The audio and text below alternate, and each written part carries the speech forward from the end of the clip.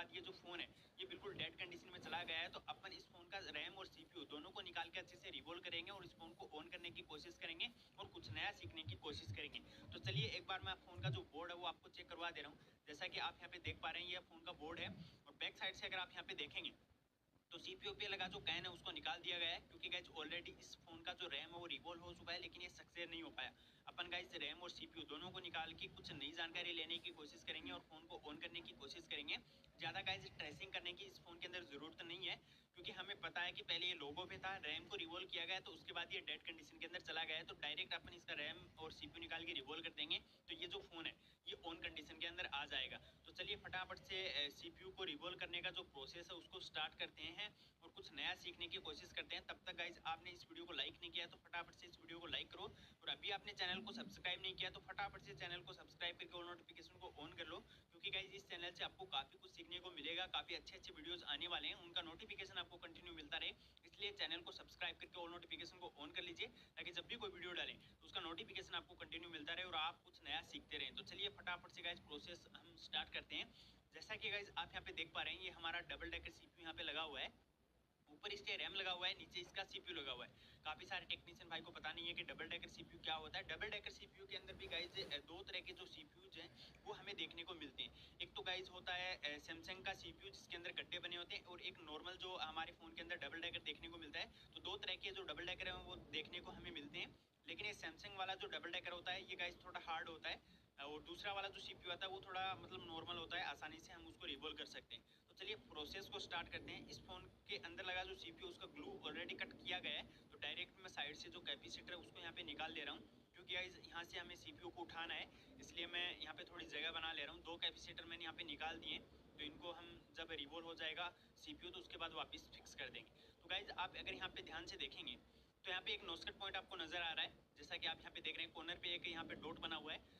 सिर्फ ये जो डॉट यहाँ पे बना हुआ है जिसको हम नोस्कट पॉइंट बोलते हैं, इसके गाइज अपोजिट साइड के अंदर हमें स्क्रैपर डालना है। जैसा कि आप यहाँ पे कॉर्नर पे देख रहे हैं, मैं स्क्रैपर कहाँ पे डालूंगा ये देखो, यहाँ पे गाइज आपको डालना है। यानी कि जो नोस्कट पॉइंट बना होता है इसके अपोजिट साइड में हमेशा आपको डबल डेकर के अंदर स्क्रैपर को डालना है, क्योंकि गाइज इसके अपोजिट साइड में पूरा जो बॉल होता है वो ग्राउंड होता है। अगर कोई बॉल खराब हो जाता है, टूट जाता है, डैमेज हो जाता है, तो गाइस ज़्यादा प्रॉब्लम हमें देखने को नहीं मिलेगी, क्योंकि इस साइड की जितनी भी बॉल हैं वो पूरी ग्राउंड होती हैं। तो गाइस आपको इस बात का ध्यान रखना है कि हमेशा जब भी आप निकालें हैं रैम को, उस टाइम पे आपको नोस्कट पॉइंट के अपोजिट साइड के अंदर स्क्रैपर को डालना है। अब बात गाइस हम बात कर लेते हैं हीट और एयर की। मैं गाइस SMD जो यूज़ कर रहा हूँ, क्योंकि 857 DW प्लस यहाँ पे यूज़ कर रहा हूँ। एयर मैंने यहाँ पे 2P करके रखा हुआ है, और हीट मैंने यहाँ पे गाइस 360 रखा हुआ है। उसके बाद मैं बिल्कुल हल्के हाथ से गाइस यहाँ पे जो CPU उसको निकालने का ट्राई कर रहा हूँ। देखिए गाइस बिल्कुल गाइस हमने स्मूथली ये जो CPU उसको उठा लिया है। काफ़ी कम जो हमारी जो बॉल है वो यहाँ पे गाइस निकली हुई है, जैसा कि आप यहाँ पे CPU देख पा रहे हैं। NC जो बॉल होती हैं वो गाइस काफ़ी सारे निकल जाते हैं, तो इससे डरने की कोई ज़रूरत नहीं है। काफ़ी सारे जो टेक्नीशियन भाई जब CPU को उठाते हैं नीचे से बॉल निकल जाती है तो उनको लगता है कि अब ये नहीं बन पाएगा, लेकिन गाइस ऐसा नहीं है। NC जो बॉल होती हैं वो यहाँ पे निकल जाती हैं, उसके बाद भी आपका जो फ़ोन है वो ऑन हो जाता है, तो ये कोई प्रॉब्लम वाली बात यहाँ पे नहीं है। तो गाइज मैंने एयर और हीट के बारे में बता दिया, बाकी आप अपनी हैंड स्किल के हिसाब से एयर और जो हीट है उसको सेट कर सकते हैं। आपके पास कौन सी SMD पे भी ये डिपेंड करता है कि आपको एयर और हीट कितना रखना है। तो नॉर्मली गाइज मैं जो SMD यूज़ करता हूँ क्योंकि 857 DW प्लस यूज़ करता हूँ, और मैंने यहाँ पे जो एयर रखता हूँ वो गाइज मैंने यहाँ पे 2 रखा था, और हीट मैंने यहाँ पे 360 रखा हुआ था। 360 पे मैंने यहाँ पे रैम को निकाला है, और 360 पर ही मैंने यहाँ पे CPU को निकाला है। अब गाइस हम इसका जो बोर्ड है नीचे का, इसको सबसे पहले क्लीन करेंगे, उसके बाद हम रैम और CPU वगैरह को क्लीन करने के बाद रिवॉल्व करेंगे। लेकिन सबसे पहले गाइस इसका जो PCB है उसको गाइस अपन यहाँ पे क्लीन करेंगे, क्योंकि फर्स्ट काम हमारा यही रहना चाहिए। आपको भी गाइस सबसे पहले बोर्ड है उसको अच्छे से क्लीन कर लेना चाहिए, जैसा कि आप यहाँ पे वीडियो में देख पा रहे हैं। अब गाइज आपके पास यहाँ पे एक अच्छा आयरन होना चाहिए, अच्छा एक फ्लेक्स होना चाहिए, और अच्छा आपके पास एक डी सोल्डर वायर होना चाहिए। अब गाइज जब भी आप डी सोल्डर वायर से यहाँ पे बोर्ड को क्लीन करें, नीचे के जो बोल है उनको क्लीन करें, उस टाइम पे आपको ध्यान रखना है कि कभी भी आपको यहाँ पे डी सोल्डर वायर को खींचना नहीं है। अगर गाइज आप डी सोल्डर वायर को खींचेंगे तो यहाँ पे इसकी जो बोल है वो निकल जाएगी, और उसके बाद गाइज आपको प्रॉब्लम देखने को मिलेगी। इसलिए गाइज अच्छा डी सोल्डर वायर लेके रखना हुआ है, और अच्छे से गाइज आपको यहाँ पे इसको क्लीन करने का ट्राई करना है। ज़्यादा ज़ोर ज़बरदस्ती बिल्कुल भी नहीं करनी है। आयरन आपका अच्छा होना चाहिए, लगभग 350 हीट के ऊपर आपका जो आयरन है वो काम करना चाहिए। इससे थोड़ा ज़्यादा होगा तब भी चलेगा, लेकिन कम से कम इतना तो होना ही चाहिए। तो गाइज आप यहाँ पे देख पा रहे हैं, मैंने यहाँ पे फ्लेक्स डाल के यहाँ पे इसको अच्छे से क्लीन करने का ट्राई किया है, जैसा कि आप वीडियो में देख रहे हैं। इस तरीके से आपको करना है, ठीक है। ज़्यादा अगर आप यहाँ पे जोर ज़बरदस्ती कर देंगे और नीचे से प्रेस कर देंगे या डी शोल्डर वायर को खींच लेंगे, तो गाइज इसकी जो बॉल है वो निकल जाएंगी और फिर आपको माइक्रो जंपर करना पड़ेगा, ठीक है। तो आपको ध्यान रखना है कि कभी भी डी शोल्डर वायर को नहीं खींचना है। अच्छा फ्लेक्स आप अगर यूज़ करते हैं तो गाइज आप अच्छा आसानी से बिल्कुल अच्छे से गाइज आप इसकी जो पीसीबी है उसको क्लीन कर लेंगे। तो उसके बाद गाइज आप यहाँ पे इसका जो ग्लू है उसको क्लीन करेंगे, कट करेंगे, ठीक है। आप यहाँ पे देख पा रहे हैं कॉर्नर पे काफ़ी सारा ग्लू लगा हुआ है। तो गाइज इसकी जो क्लीनिंग है वो सबसे इम्पोर्टेंट है। क्लीनिंग गाइज आपकी अच्छी होनी चाहिए। जितना आप अच्छे से क्लीन करेंगे उतना ही जल्दी आपका जो काम है वो हो जाएगा और फर्स्ट टाइम के अंदर आपका जो फ़ोन है वो ऑन हो जाएगा, ठीक है। तो क्लीनिंग गाइज काफ़ी इंपॉर्टेंट रहती है। क्लीनिंग आपको बहुत ही अच्छे से करनी है। जैसा कि आप यहाँ पे देख रहे हैं हल्का हल्का ग्लू लगा हुआ है, उसको भी मैं यहाँ पे निकालने की कोशिश कर रहा हूँ। तो गाइज ये इस तरीके से आपको यहाँ पे ग्लू निकाल देना है, ठीक है। ज़्यादा आपको एसएमडी से गाइज बोर्ड के ऊपर हीट नहीं करना है। जैसा कि आप यहाँ पे देख रहे हैं मैं हल्के हाथ से बिल्कुल यहाँ पे निकालने की कोशिश कर रहा हूँ। तो एक जो कैपेसिटर है वो यहाँ पे निकल चुका है, इसको मैं साइड कर दे रहा हूँ एक बार। क्योंकि गाइज मैं आपको बता दूँ कि अगर यहाँ से कोई भी सीपीयू के पास में लगा कोई भी कंपोनेंट अगर गाइस सीरीज में लगा हुआ है और निकल गया तो गाइस प्रॉब्लम बन सकती है। कैपेसिटर क्या होता है कि प्रोटेक्शन के लिए होता है, ठीक है। वो अगर निकल भी जाता है तब भी आपका जो फ़ोन है वो ऑन हो जाएगा। लेकिन अगर यहाँ पे कोई रजिस्टर यहाँ पे निकल जाता है, वो सीरीज में हो या पैरेलल के अंदर हो, तो गाइस आपका जो फ़ोन है वो हो सकता है कि ऑन ना हो।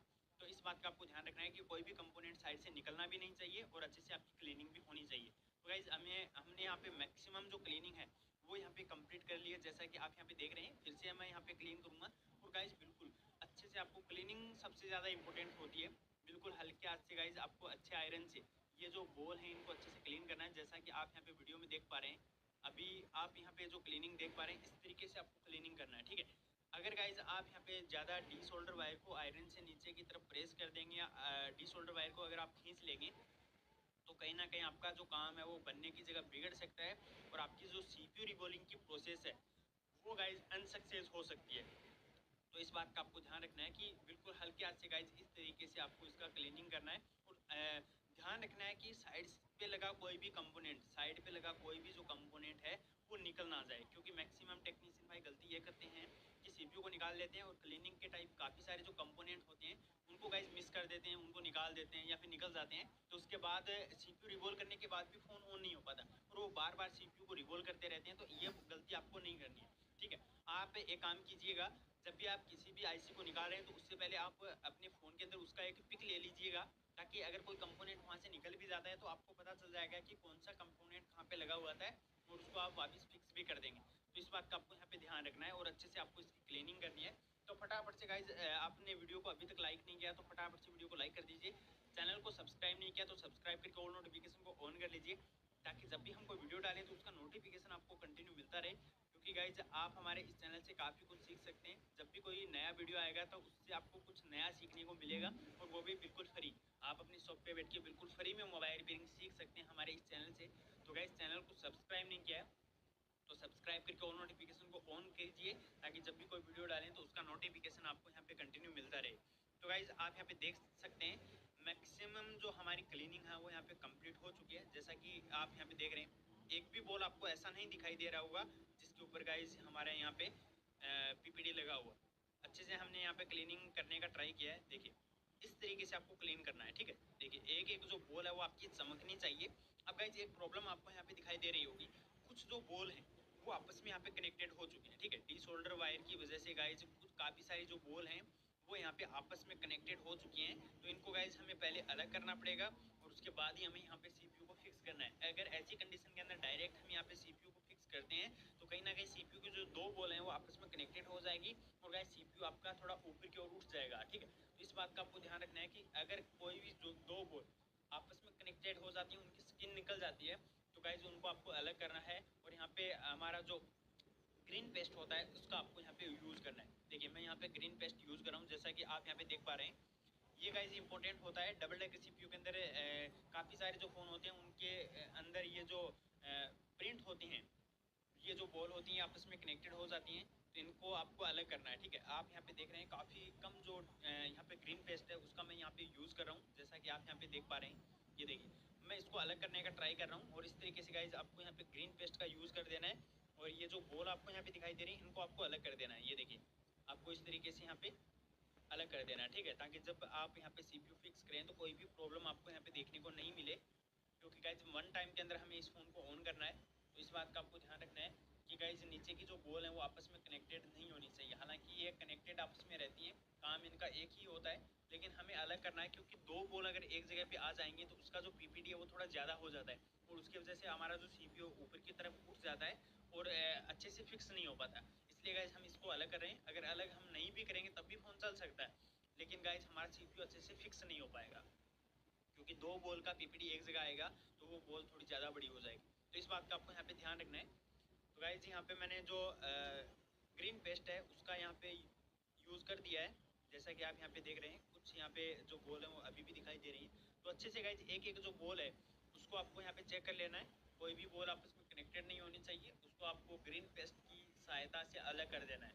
अब गाइज काफ़ी सारे फ़ोन के अंदर ज़्यादा हीट देने से इसकी जो स्किन है वो लगभग निकल जाती है, जिससे गाइज काफ़ी बड़ी जो प्रॉब्लम है वो देखने को मिलती है। तो आप जब भी गाइज CPU को निकालें तो ज़्यादा हीट ना दें और डी सोल्डर वायर को ज़्यादा मतलब इधर उधर खींचे ना, और ज़्यादा अगर प्रेस करेंगे तो इसकी स्किन निकलेगी और ये जो बोल हैं वो आपस में कनेक्टेड हो जाएंगे। इसलिए गाइज आपके पास अच्छा फ्लेक्स होना चाहिए, अच्छा आयरन होना चाहिए, अच्छा डी सोल्डर वायर होना चाहिए।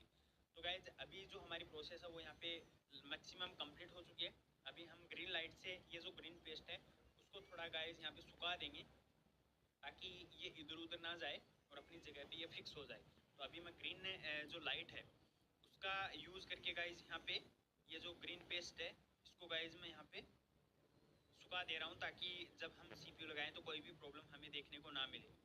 तो गाइज इस तरीके की और भी आप वीडियो देखना चाहते हैं, कुछ जानकारी आपको अच्छी चाहिए, तो गाइज फटाफट से चैनल को सब्सक्राइब करके और नोटिफिकेशन को ऑन करो ताकि जब भी कोई वीडियो डालें तो उसका नोटिफिकेशन आपको यहाँ पे कंटिन्यू मिलता रहे और आप अपने शॉप पे बैठ के बिल्कुल फ्री में मोबाइल रिपेयरिंग सीखते रहें। इस चैनल से गाइज आपको काफ़ी कुछ सीखने को मिलेगा। ऑलरेडी इस चैनल के ऊपर काफ़ी सारे वीडियो डाल के रखे हुए हैं। DC रीडिंग के वीडियो आपको देखने को मिल जाएंगे, शॉर्टिंग से रिलेटेड वीडियो देखने को मिल जाएंगे, डेड मोबाइल के वीडियो देखने को मिल जाएंगे। तो उन सभी वीडियो को एक बार आपको देख लेना है। तो गाइज हमारा बोर्ड का जो प्रोसेस है वो कंप्लीट हो चुका है। अब गाइज हम यहाँ पे जो CPU और यहाँ पे रैम जहाँ पे हम लगाते हैं जो गड्ढे बने हुए उनको अच्छे से क्लीन करना है। ये देखिए बैक साइड से अगर आप यहाँ पे देखेंगे तो ये गाइज यहाँ पे CPU की साइड है और ऊपर अगर आप यहाँ पे देखें तो यहाँ पे गड्ढे बने हुए हैं जहाँ पे हमारी रैम यहाँ पे कनेक्टेड होती है, ठीक है। तो गाइज अब हम इसको अच्छे से क्लीन करेंगे। और गाइज यहाँ पे इसका जो ग्लू है उसको थोड़ा मतलब क्लीन किया गया है क्योंकि मैंने आपको बताया कि पहले इसका सिर्फ रैम रिबॉल करने का ट्राई किया गया था, लेकिन थोड़ा ज़्यादा हीट लगने की वजह से CPU की कोई बॉल आपस में अंदर से कनेक्ट हो गई, उसके बाद फ़ोन डेड हो गया। तो गाइज हम इसको सबसे पहले क्लीन करेंगे, उसके बाद इसको रिबॉल करेंगे, फिर बैक साइड से हम CPU को रिबॉल करेंगे, फिर रैम को रिबॉल करेंगे, उसके बाद हम बोर्ड के अंदर फिक्स करेंगे। तो अभी आप देख पा रहे हैं मैं यहाँ पे जो फ्लेक्स है उसको यहाँ पे अप्लाई कर दे रहा हूँ। गाइज फ्लेक्स आपके पास अच्छा होना चाहिए, ठीक है। अभी मैं यहाँ पे इसका जो फ्लेक्स है वो यहाँ पे अप्लाई कर दे रहा हूँ। अप्लाई करने के बाद गाइज हम नॉर्मल आयरन से इसका जो PPT पेस्ट है उसको हम यहाँ पे बाहर निकाल लेंगे। देखिए इस तरीके से आपका जो आयरन है गाइज वो यहाँ पे स्मूथली चलना चाहिए। अगर गाइज आपका आयरन नीचे गाइज ये जो IC है इसके ऊपर अगर टच हुआ तो गाइज आपका काम बनने की जगह पूरा बिगड़ सकता है। क्योंकि गाइज यहाँ पे जो गड्ढे आपको दिखाई दे रहे हैं अंडे के आकार की जो ट्रे है वो आपको यहाँ पे दिखाई दे रही है। अगर इसका कोई भी कॉर्नर टूट जाता है ना तो फिर ये अच्छे से रिवॉल्व नहीं हो पाएगी, फिर बार बार आप रिवॉल्व करते रहेंगे और अंत में आके आपको फ़ोन को रिटर्न करना पड़ेगा, ये ऑन नहीं हो पाएगा, ठीक है। तो आपको इस बात का ध्यान रखना है कि जब भी आप इसको क्लीन करें तो उस टाइम पे गाइज आपका जो आयरन है वो ऊपर रहना चाहिए, IC के ऊपर टच भी नहीं होना चाहिए। जैसा कि मैं आपको यहाँ पे दिखा रहा हूँ इस वीडियो के अंदर उस तरीके से आपको करना है। तो मैक्सिमम गाइज हमारी जो IC है वो यहाँ पे क्लीन हो चुकी है, जैसा कि आप यहाँ पे देख पा रहे हैं। इसके अंदर ग्लू काफ़ी कम लगा हुआ है क्योंकि गाइज इसका ऑलरेडी रिबॉल करने का ट्राई किया गया था, इसलिए इसका जो ग्लू है उसको क्लीन कर दिया गया है। वरना तो इसके अंदर काफ़ी सारा ग्लू आता है। ग्लू गाइज वेरी इंपॉर्टेंट होता है, इसको आपको काफ़ी अच्छे से क्लीन करना होता है। अगर यहाँ पे ये गड्ढे हैं इनके अंदर अगर ज़रा सा भी ग्लू रह गया तो उसके बाद गाइज आपकी रैम अच्छे से फिक्स नहीं होगी और ये IC भी अच्छे से रिबॉल नहीं हो पाएगी, ठीक है। बॉल आपकी बाहर निकलेगी और आपका जो CPU और रैम है वो अच्छे से रिबॉल नहीं हो पाएगा और आपका फ़ोन ऑन कंडीशन के अंदर नहीं आएगा, ठीक है। तो बैक साइड से हम बाद में इसको क्लीन करेंगे। और अभी गाइज इसका ये जो CPU की साइड से जो आपको यहाँ पे दिखाई दे रही है बॉल, इनको हम यहाँ पे क्लीन कर रहे हैं, ठीक है। इनको हम क्लीन करेंगे और उसके बाद गाइज दोनों साइड से हम इसको रिवॉल्व करेंगे। तो फटाफट से मैं यहाँ पे इसका जो ग्लू है, यहाँ पे जो ग्लू लगा हुआ है इसको कट कर दे रहा हूँ। अब देखिए गाइज मैं SMD की जो हीट रखा हूँ क्योंकि 857 DW+ मैं यहाँ पे यूज़ कर रहा हूँ, तो इसका मैंने हीट है वो 350 रखा हुआ है, एयर मैंने 2 पे करके रखा हुआ है। उसके बाद मैं स्क्रैपर की मदद से ही इसका जो ग्लू है उसको कट कर रहा हूँ। अब गाइज यहाँ पे आपको एक गलती नहीं करनी है, ध्यान रखना है कि आपकी जो SMD है वो ज़्यादा देर तक यहाँ पे CPU पे हीट ना दे, ठीक है। अगर आप ज़्यादा SMD से ज़्यादा हीट अगर आप यहाँ पे कर देंगे तो गाइज आपका जो CPU है ये फूल भी सकता है, इसकी जो स्किन है वो ख़राब भी हो सकती है, CPU बेंड भी हो सकता है। इसलिए गाइज आपको ध्यान रखना है उतनी हीट देनी है जितनी इसकी ज़रूरत हो, ठीक है। अगर आप लगातार एक जगह पे हीट देते रहेंगे तो आपकी IC भी ख़राब हो सकती है, ठीक है। और कई बार काफ़ी सारे टेक्नीशियन भाई गलती करते हैं जिसकी वजह से ये IC है वो ख़राब भी हो जाती है। तो इस बात का आपको ध्यान रखना है, हल्का सा हीट देना है, SMD को हटा लेना है, हल्का सा हीट देना है, SMD को हटा लेना है। लगातार एक जगह पे हीट देंगे CPU निकालने के बाद तो गाइज कोई भी IC हो ख़राब होने के चांस काफ़ी ज़्यादा रहते हैं। तो इस बात का आपको ध्यान रखना है। अभी गाइज मैंने इसका जो ग्लू है उसको यहाँ पे कट कर दिया है। अब हम एक बार आयरन से इसकी जितनी भी बॉल है इनको रिसोल्ड करेंगे, ठीक है। काफ़ी सारी जो बॉल हैं वो आपको यहाँ पे ब्लैक कलर की नज़र आ रही हैं, तो इनको भी हमें सही करना है। और जितना भी यहाँ पे बॉल आपको दिखाई दे रहा है इनको हम रिसोल्ड कर लेंगे ताकि जब भी हम CPU को रिवॉल्व करें तो कोई भी प्रॉब्लम ना हो और जितनी भी बॉल हम रिवॉल्व करें वो अपनी जगह पे अच्छे से फिक्स हो पाए। क्योंकि गाइस ये जो ब्लैक ब्लैक जो बॉल आपको दिखाई दे रही है ना, इनके ऊपर जो PPD पेस्ट होता है वो काफ़ी कम यहाँ पे टच होता है, चिपकता है, ठीक है।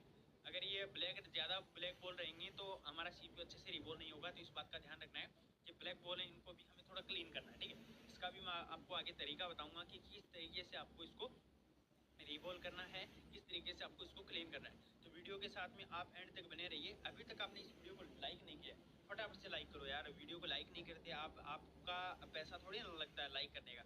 जब आप वीडियो को लाइक कर देते हो तो उससे हमें थोड़ा मोटिवेट मिलता है कि हाँ आप लोगों को कुछ नया सीखने को मिल रहा है। मैंने जो वीडियो बनाया, मैंने जो मेहनत की है उसका आपको फ़ायदा मिल रहा है, ताकि गाइज आने वाले टाइम के अंदर इससे भी और अच्छे वीडियो हम लेके आएँ। इसलिए गाइज वीडियो को लाइक किया करो, कमेंट किया करो और वीडियो को ज़्यादा से ज़्यादा लोगों के साथ में शेयर किया करो, ठीक है। तो फटाफट से गाइज आपने अभी तक वीडियो को लाइक नहीं किया तो फटाफट से गाइज वीडियो को लाइक करो और चैनल को सब्सक्राइब नहीं किया तो सब्सक्राइब करो और इस वीडियो को ज़्यादा से ज़्यादा टेक्नीशियन भाइयों के साथ में यहाँ पे आप शेयर जरूर कर दीजिए। तो गाइज आप यहाँ पे देख सकते हैं जितनी भी बॉल उनको मैंने यहाँ पे रिसोल्ड कर दिया है। और अभी गाइज हम इसको अच्छे से क्लीन करेंगे। क्लीन करने के बाद आगे की जो प्रोसेस है वो मैं आपको यहाँ पे दिखाने की कोशिश करूँगा। तो अभी गाइज मैं यहाँ पे इसको थोड़ा क्लीन कर ले रहा हूँ, उसके बाद मैं आपको यहाँ पे दिखाने की कोशिश करूँगा। ये देखिए गाइज हमारा जो CPU बैक साइड से उसका मैक्सिमम जो ग्लू है वो यहाँ पे निकल चुका है। अच्छे से हमने यहाँ पे इसको क्लीन कर दिया है। अब गाइज हमें यहाँ पे इसका जो ग्लू यहाँ पे लगा हुआ है, थोड़ा ग्लू हमें यहाँ पे नज़र आ रहा है, तो इसको भी हमें क्लीन कर लेना है, ठीक है। ये देखो इस तरीके से, ठीक है। स्क्रैपर या फिर आप कोई भी ट्वीजर वगैरह का यहाँ पे इस्तेमाल कर रहे हैं तो गाइज आपको प्रेस नहीं करना है नीचे। अगर CPU पे ये अगर ज़्यादा प्रेस करने से गाइज इसकी स्किन निकल जाती है तो CPU आपका ख़राब भी हो सकता है। तो इस बात का आपको ध्यान रखना है। बिल्कुल हल्के से, अभी मैं हीट नहीं दे रहा हूँ, विदाउट हीट के मैं इसको क्लीन कर रहा हूँ, ठीक है। क्योंकि हल्का हल्का ग्लू लगा हुआ है तो इसको हम आसानी से ऐसे ही क्लीन कर सकते हैं। तो इस तरीके से आपको यहाँ पे क्लीन कर लेना है। और आप जब भी गाइज ये जो क्लीनर होता है, जो थिनर होता है, इसका भी आपको अच्छे से इस्तेमाल करना आना चाहिए और अच्छा आपके पास थिनर होना चाहिए, जिससे क्या है कि आपकी जो IC है वो अच्छे से क्लीन हो पाएगी, ठीक है। और उस पर लगा जो ग्लू वगैरह है वो आसानी से निकल जाएगा। तो इस बात का भी आपको यहाँ पे ध्यान रखना है। तो अभी गाइज हमने इसको क्लीन कर लिया है। अभी गाइज इसकी जो ब्लैक ब्लैक जो बॉल दिखाई दे रही है इनको हम थोड़ा चमकीला कर देते हैं, ताकि गाइज जब भी हम रिवॉल्व करें तो रिवॉल्व करने के टाइम इसमें कोई प्रॉब्लम देखने को ना मिले। तो इस तरीके का एक ब्रश आता है जो कि आगे से नुकीला होता है, इसमें आगे कुछ तार वगैरह लगे रहते हैं। तो इससे गाइज आप हल्के हाथ से इसको इस तरीके से कर सकते हैं, जैसा कि मैं आपको यहाँ पे वीडियो में दिखा रहा हूँ। इस तरीके से आप इसको गाइज इस्तेमाल करके इसकी जितनी भी ब्लैक जो बॉल है उनको यहाँ पे चमकीला निकाल सकते हैं, ताकि कम टाइम के अंदर आपका मतलब काम अच्छे से हो पाए। तो अभी आप यहाँ पे देख पा रहे हैं काफ़ी अच्छे से हमारा जो CPU है, इसकी जो बॉल है वो चमकने लग गई हैं। तो यहाँ पे इस तरीके से आप इसका इस्तेमाल करके गाइज जो CPU उसको क्लीन कर सकते हैं और जो ब्लैक बॉल हैं इनको गाइज थोड़ा चमकीला कर सकते हैं, ताकि रिवॉल्व करें उस टाइम पे आपको कोई प्रॉब्लम देखने को ना मिले। तो गाइज मैक्सिमम जो हमारी प्रोसेस है वो यहाँ पे कंप्लीट हो चुकी है। अब गाइज इस साइड से हमें इसके ये जो गड्ढे बने हुए हैं इनको हमें रिवॉल्व करना है। और डबल डेकर CPU के अंदर सबसे जो हार्ड काम है, सबसे जो मुश्किल काम है वो इन गड्ढों को रिवॉल्व करना है। अगर आपने इनको सही से रिवॉल्व कर लिया, सही से क्लीनिंग कर लिया, तो मानो कि आपका 60 से 70% काम यहाँ पे हो चुका है, ठीक है। तो इन ये जो गड्ढे बने हुए हैं इनको हमें रिवॉल्व करना है अच्छे से। तो आपको यहाँ पे थोड़ा गीला PPD लेना है और अच्छे से क्लीन करने के बाद, जैसा कि मैं आपको यहाँ पे वीडियो में दिखा रहा हूँ, इस तरीके से आपको जो PPD पेस्ट है इसको यहाँ पे अप्लाई कर देना है। देखिए इस तरीके से, जैसा कि मैं आपको वीडियो में दिखा रहा हूँ, इसी तरीके से गाइज आपको अपनी उंगली से यहाँ पे जो पीपीडी पेस्ट है उसको यहाँ पे अप्लाई कर देना है, जैसा कि आप यहाँ पे देख पा रहे हैं। ये देखो, मतलब कोई भी यहाँ पे जो गड्ढा बना हुआ है वो खाली नहीं रहना चाहिए, उसके अंदर जो पीपीडी है वो अच्छे से चला जाना चाहिए। 2 से 3 बार आपको इसको ऐसे रिपीट कर लेना है, उसके बाद आपको इसको क्लीन करना है, ठीक है। अभी मैं आपको दिखाता हूँ। ये देखो, अभी हमने यहाँ पे मैक्सिमम जो पीपीडी पेस्ट है उसको यहाँ पे अप्लाई कर दिया है। अब गाइज हम इसको क्लीन कर ले रहे हैं। क्लीन करने के बाद हम यहाँ पे इसको रिवोल्व करेंगे, ठीक है। तो आप यहाँ पे देख पा रहे हैं हमने अच्छे से इसको क्लीन किया है, तो एकदम बिल्कुल अच्छे से क्लीन कर लेंगे। फालतू का बिल्कुल भी पीपीडी यहाँ पे नहीं रहना चाहिए। आपको क्लीनिंग गाइज काफ़ी अच्छे से करनी है, ठीक है। और जितना आप अच्छे से क्लीन करके काम करेंगे उतना आपका मन करेगा काम करने का भी, और काम भी आपका अच्छा हो पाएगा, ठीक है। तो आपको इस तरीके से यहाँ पे क्लीन करना है, जैसा कि आप यहाँ पे वीडियो में देख पा रहे हैं। ये देखो अच्छे से गाइस, यहाँ पे कोई कमी नहीं रहनी चाहिए क्लीनिंग वगैरह के अंदर। अब अभी ऊपर से हम अच्छे से क्लीन कर रहे हैं ताकि दो बॉल आपस में कनेक्टेड ना हो, जैसा कि आप यहाँ पे वीडियो के अंदर देख पा रहे हैं। ये देखो हमने यहाँ पे क्लीन कर दिया है। अब हम इसको रिवोल्व करेंगे। रिवोल्व करने के टाइम एक बात आपको यहाँ पे ध्यान रखना है, एसएमडी की जो एयर है उसको गाइस आपको बिल्कुल जीरो कर लेना है, ठीक है। आपके पास कोई भी एसएमडी है उसकी एयर आपको बिल्कुल जीरो कर लेना है, और हीट है उसको आपको कम से कम रखना है। मतलब कि आपको 200 से नीचे भी हीट रख के आप इसको रिवोल्व कर सकते हैं, 200 से नीचे भी आप इसका हीट रख सकते हैं, ठीक है। लेकिन 200 से ऊपर ज़्यादा आपको नहीं रखना है, ठीक है। 200 के आसपास ही आपको रखना है, और थोड़ा दूर से आपको हीट करना है। एसएमडी को तुरंत आपको इसके पास में नहीं लेके जाना है, थोड़ा दूर रखना है। जैसा कि आप यहाँ पे वीडियो में देख रहे हैं, मेरा एसएमडी है तो वो काफ़ी दूर है, लेकिन मैंने इसको रिवोल्व कर दिया, ठीक है। तो दूर से आपको यहाँ पे हीट करना है। जब आपकी ये जो गड्ढे हैं ये अच्छे से गाइज इसके अंदर बॉल बन जाए तो आप पास से इसके हीट कर सकते हैं, ठीक है। लेकिन आपको पहले इसके पास में नहीं लेके आना है, थोड़ा दूर से आपको इसको हीट करना है।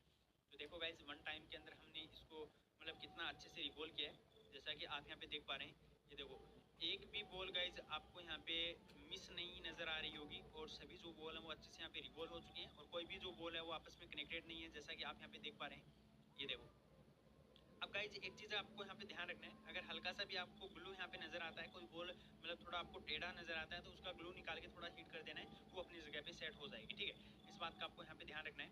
तो अभी गाइज हमने इसको एक बार रिवोल्व कर दिया है। अब हम इसके ऊपर फ्लेक्स डालने के बाद इसके ऊपर पूरा फ्लेक्स डालेंगे। फ्लेक्स डालने के बाद क्या करेंगे, इसको एक बार फिर से हीट करेंगे, ताकि फ्लेक्स की मदद से गाइज ये जो बॉल हैं ये अपनी जगह पे एकदम बिल्कुल अच्छे से फिक्स हो जाए, ठीक है। इससे गाइज क्या होता है कि ये जो बॉल होती है ये आपके ऊपर नहीं निकलती। कोई बॉल मतलब डिस्कनेक्टेड है तो वो भी कनेक्टेड हो जाएगी। तो हमने यहाँ पे फ्लेक्स डाल दिया है। उसके बाद हम हल्का से इसको हीट करेंगे और देखेंगे कि कौन सी कोई ऐसी कोई बॉल है जो बाहर निकल रही है, क्योंकि हीट ये प्रेस डाल के हीट करेंगे ना, तो उस टाइम पे अगर कोई बॉल चिपकी नहीं होगी तो वो ऊपर निकल के आ जाएगी। तो इस बात का आपको ध्यान रखना है। हल्का सा हम फ्लेक्स डाल के इसको हल्का सा हीट कर रहे हैं, ताकि ये जो बॉल है ये अपनी जगह पे अच्छे से फिक्स हो जाए। तो अभी गाइस हमारी जो रैम की साइड है वो यहाँ पे अच्छे से रिवॉल्व हो चुकी है। तो अभी हम इसको अच्छे से क्लीन कर ले रहे हैं। क्लीन करने के बाद मैं आपको दिखाता हूँ कि कितना अच्छे से हमने इसको रिवॉल्व किया है। अब गाइज इसके अंदर अगर ज़रा सा भी ग्लू रह गया ना, तो उसके बाद जब आप इसको ऊपर से हीट करेंगे तो उस टाइम पे ये जो बॉल है वो बाहर निकलेंगे, ठीक है। काफ़ी सारे टेक्नीशियन भाई मुझे पूछते हैं कि इसकी जो बॉल है वो बाहर निकल जाती है हीट देने पे, तो वो इसलिए होता है क्योंकि आपका जो ग्लू है आईसी के अंदर लगा जो ग्लू है वो अच्छे से क्लीन नहीं हुआ है, ठीक है। वो क्लीन हो जाएगा तो ये बॉल बाहर नहीं निकलेगी, ठीक है। तो इस बात का आपको ध्यान रखना है। ये देखो काफ़ी अच्छे से गाइज हमने 1 टाइम के अंदर इसको अच्छे से रिवॉल्व कर दिया। अब हम सीपीयू को रिवॉल्व करेंगे बैक साइड से, ठीक है। एक साइड से हमने कर दिया है। अब नीचे का जो टिश्यू पेपर है वो आपको यहाँ पे क्लीन लेना है, मतलब नया टिश्यू पेपर लेना है, ताकि जब आप इसको सीपीयू को रिवॉल्व करें तो इसका जो बैक साइड है उसकी जो बॉल है वो मतलब ख़राब ना हो, ठीक है। इसलिए आपको नीचे का टिश्यू पेपर न्यू लेना है। उसके बाद गाइज मैं आपको यहाँ पे दिखा रहा हूँ, सीपीयू के ऊपर हल्का सा फ्लेक्स आपको अप्लाई कर देना है, जैसा कि आप वीडियो के अंदर देख रहे हैं। ये क्यों करना है, ये इसलिए करना है कि जो ब्लैक बॉल मैंने आपको बताया था उसके ऊपर बॉल है वो आपस में अच्छे से कनेक्टेड हो जाए, क्योंकि अगर जो बॉल है वो ब्लैक रहेगी उस पर कार्बन रहेगा तो गाइज ये अच्छे से रिवॉल्व नहीं होगी, और कुछ ना कुछ जो बॉल होगी 1 या 2 बॉल 10 बॉल, तो वो क्या होगा कि स्टेंसिल के अंदर चिपक के रह जाएगी और सीपीयू पे नहीं चिपकेगी, तो फिर से आपको सीपीयू रिवॉल्व करना पड़ेगा, ठीक है। तो इस बात का आपको ध्यान रखना है। अभी गाइज आप यहाँ पे देख पा रहे हैं मैंने सीपीयू की जो स्टेंसिल है उसको अच्छे से मैच कर दिया, ठीक है। आपको इस तरीके से यहाँ पे मैच कर लेना है, जैसा कि आप यहाँ पे वीडियो में देख रहे हैं। और गाइज आपको कभी भी स्टेंसिल को नीचे की तरफ दबाना नहीं है, ठीक है। आईसी रिबॉलिंग वाला वीडियो आपने अभी तक नहीं देखा है तो एक बार वो वीडियो देख लेना, उससे आपको काफ़ी कुछ सीखने को मिलेगा। डिटेल के अंदर जानकारी मैंने देकर रखा हुआ है। तो अभी मैंने हल्का सा ड्राई पीपीडी लिया है, और हल्के हाथ से गाइज मैं यहाँ पे सीपीयू के ऊपर इसको अप्लाई कर रहा हूँ, ठीक है। अब देखो अगर ज़्यादा गाइज आप यहाँ पे प्रेशर डाल के अगर पीपीडी को अप्लाई करते हैं तो कुछ जगह पे ज़्यादा पीपीडी चला जाएगा, कुछ जगह पे जाएगा नहीं, तो ऐसे में आपका सीपीयू सही से रिकॉल नहीं हो पाएगा। तो इसलिए गाइज आपको हल्का सा जो CPU है हल्के हाथ से गाइज आपको CPU के ऊपर जो PPD पेस्ट है उसको अप्लाई करना है, ठीक है। और अभी इसको आपको रिवोल कर लेना है। रिवोल करने के टाइम गाइज मैंने यहाँ पे जो हीट रखा हुआ है वो गाइज 220 या 30 के आसपास रखा हुआ है। आप कम ज़्यादा कर सकते हैं, कोई दिक्कत नहीं है। अगर आपका PPD यहाँ पे सही से अप्लाई हुआ है तो आप कितनी भी हीट पे इसको रिवोल कर लो, सही से रिवोल होगा।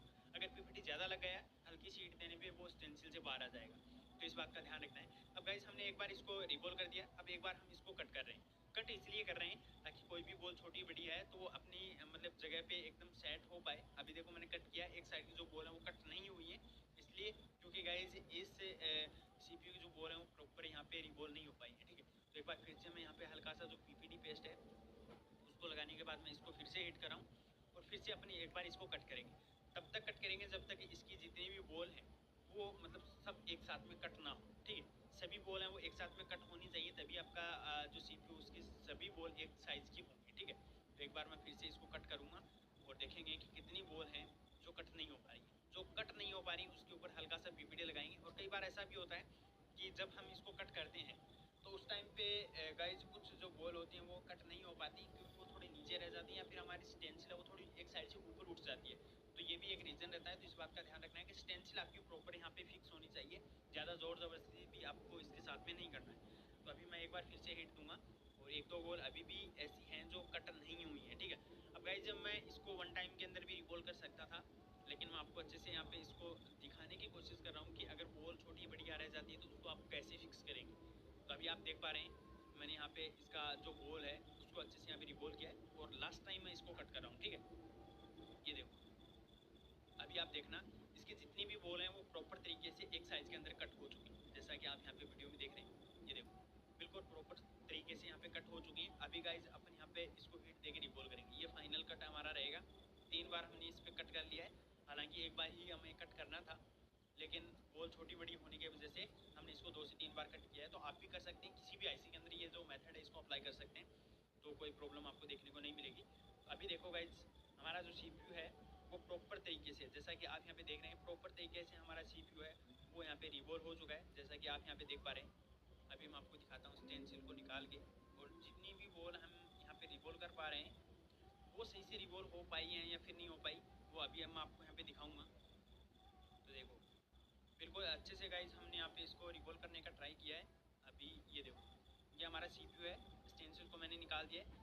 सभी जो बॉल हैं वो यहाँ पे रिवॉल्व हो चुकी हैं और वो भी एक साइज़ के अंदर, कोई भी बॉल छोटी या बड़ी नहीं है, जैसा कि आप यहाँ पे वीडियो के अंदर देख पा रहे हैं। अभी गाइस हल्का सा अपन यहाँ पे इसको ऊपर से हीट करेंगे, जैसा कि आप यहाँ पे देख रहे हैं।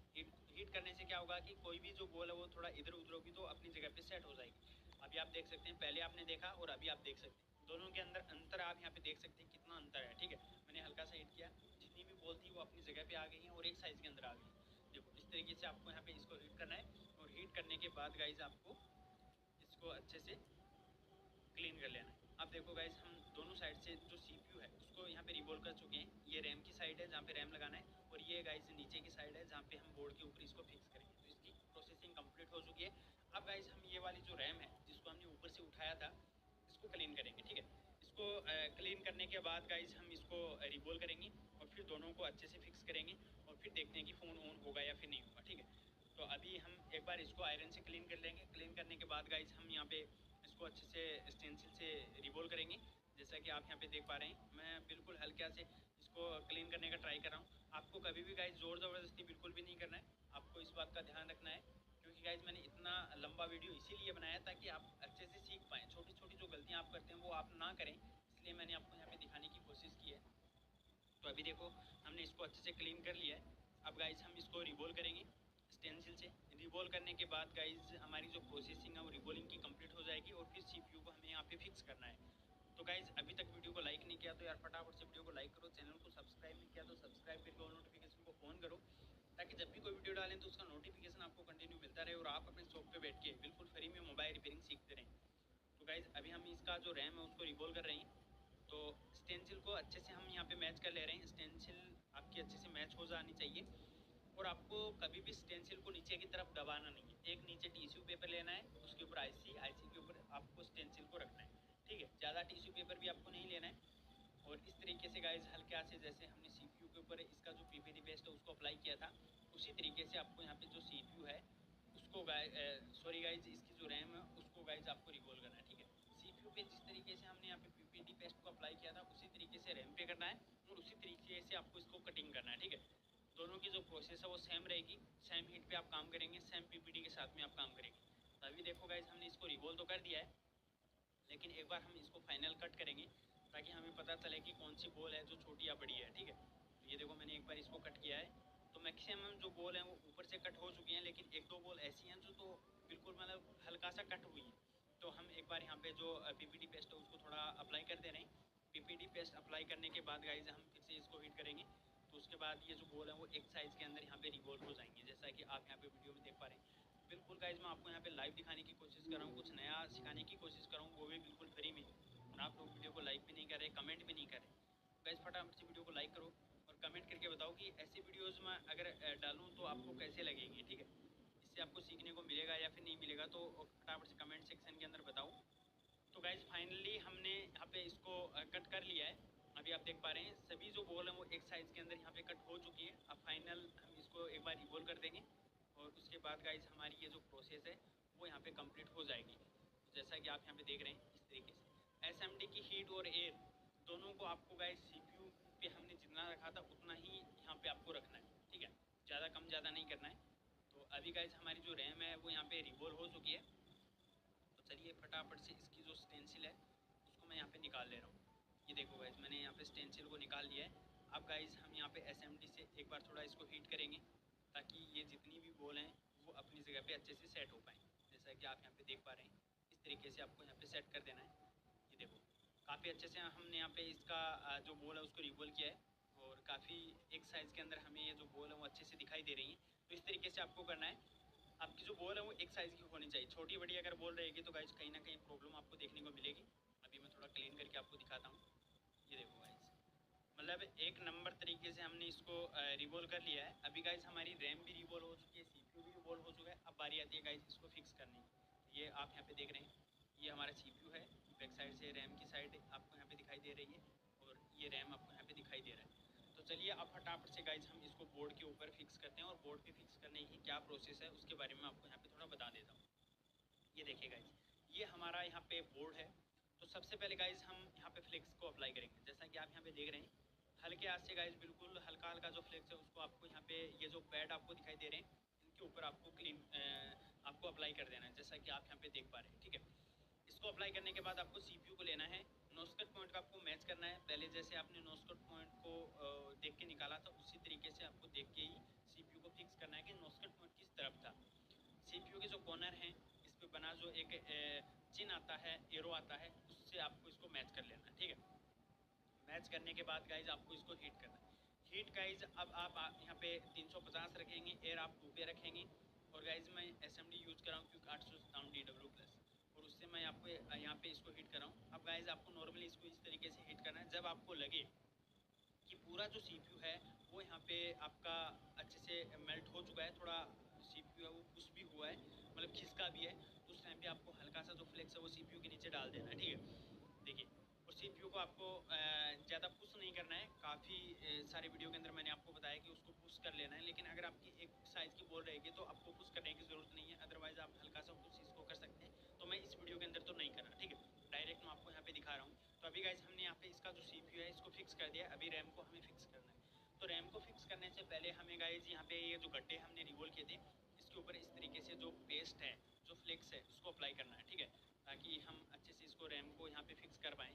जैसा कि आप यहाँ पे देख पा रहे हैं इस तरीके से आपको रैम के बीच में फ्लेक्स नहीं डालना है। अगर बीच में डालेंगे तो यहाँ पे एयर बनेगी और जिससे आपकी रैम अच्छे से रिवॉल्व नहीं हो पाएगी, ठीक है। तो यहाँ पे आपको इस तरीके से जो फ्लेक्स है उसको डाल देना है, जैसा कि आपको यहाँ पे दिखाई दे रहा है। बहुत ज़्यादा भी नहीं डालना है, मतलब नॉर्मली जो वीडियो के अंदर आपको दिखाई दे रहा है इतना डालना है। उसके बाद आपको रैम का जो नॉस्कट पॉइंट है उसको नोटिस करना है कि नॉस्कट पॉइंट किस तरफ है, और उसके बाद इसकी जो रैम है उसको अच्छे से ऊपर आपको यहाँ पे फिक्स करके रखना है, ठीक है। और उसके बाद आपको इसको हीट करना है। हीट CPU को जिस हीट और एयर पे आपने फिक्स किया है उसी हीट और एयर के ऊपर आप यहाँ पे रैम को फिक्स करेंगे। रैम को आपको पुश नहीं करना है, इस बात का आपको ध्यान रखना है। अगर आपकी एक साइज़ की बॉल बनी हुई है तो वो अच्छे से फिक्स हो जाएगी, ठीक है। अगर यहाँ पे वन टाइम के अंदर आपका CPU जो फ़ोन है वो ऑन नहीं होता तो हल्का सा पुश करके देख सकते हैं, लेकिन अपन यहाँ पे डायरेक्ट ट्राई करेंगे। तो इस तरीके से आपको यहाँ पे हीट करना है। जब आपके CPU का नीचे का जो फ्लेक्स है वो बाहर निकलने लगे तो आप समझ जाइए कि आपकी जो रैम है वो यहाँ पे फिक्स हो चुकी है, आपका CPU भी यहाँ पे फिक्स हो चुका है, ठीक है। तो अभी गाइज हमारी जो प्रोसेस है वो डबल डेकर की यहाँ पे कंप्लीट हो चुकी है। अभी गाइज इसके अंदर एक प्रॉब्लम आ सकती है, आपको यहाँ पे साइड में एक छोटा आईसी दिखाई दे रहा है। इस आईसी पे अगर पहले हीट दिया गया है तो हो सकता है कि इसको निकाल के हमें रिवॉल्व करना पड़े, ठीक है, क्योंकि इस आईसी की वजह से हो सकता है कि इसकी कोई बॉल आपस में मेल्ट हो जाए और फ़ोन ऑन ना हो। तो एक बार तो अपन डायरेक्ट इसको चेक कर ले रहे हैं, अगर हीट नहीं लगा हुआ तो फ़ोन ऑन हो जाएगा। तो फटाफट से गाइज हम यहाँ पे इसको चेक कर पा रहे हैं।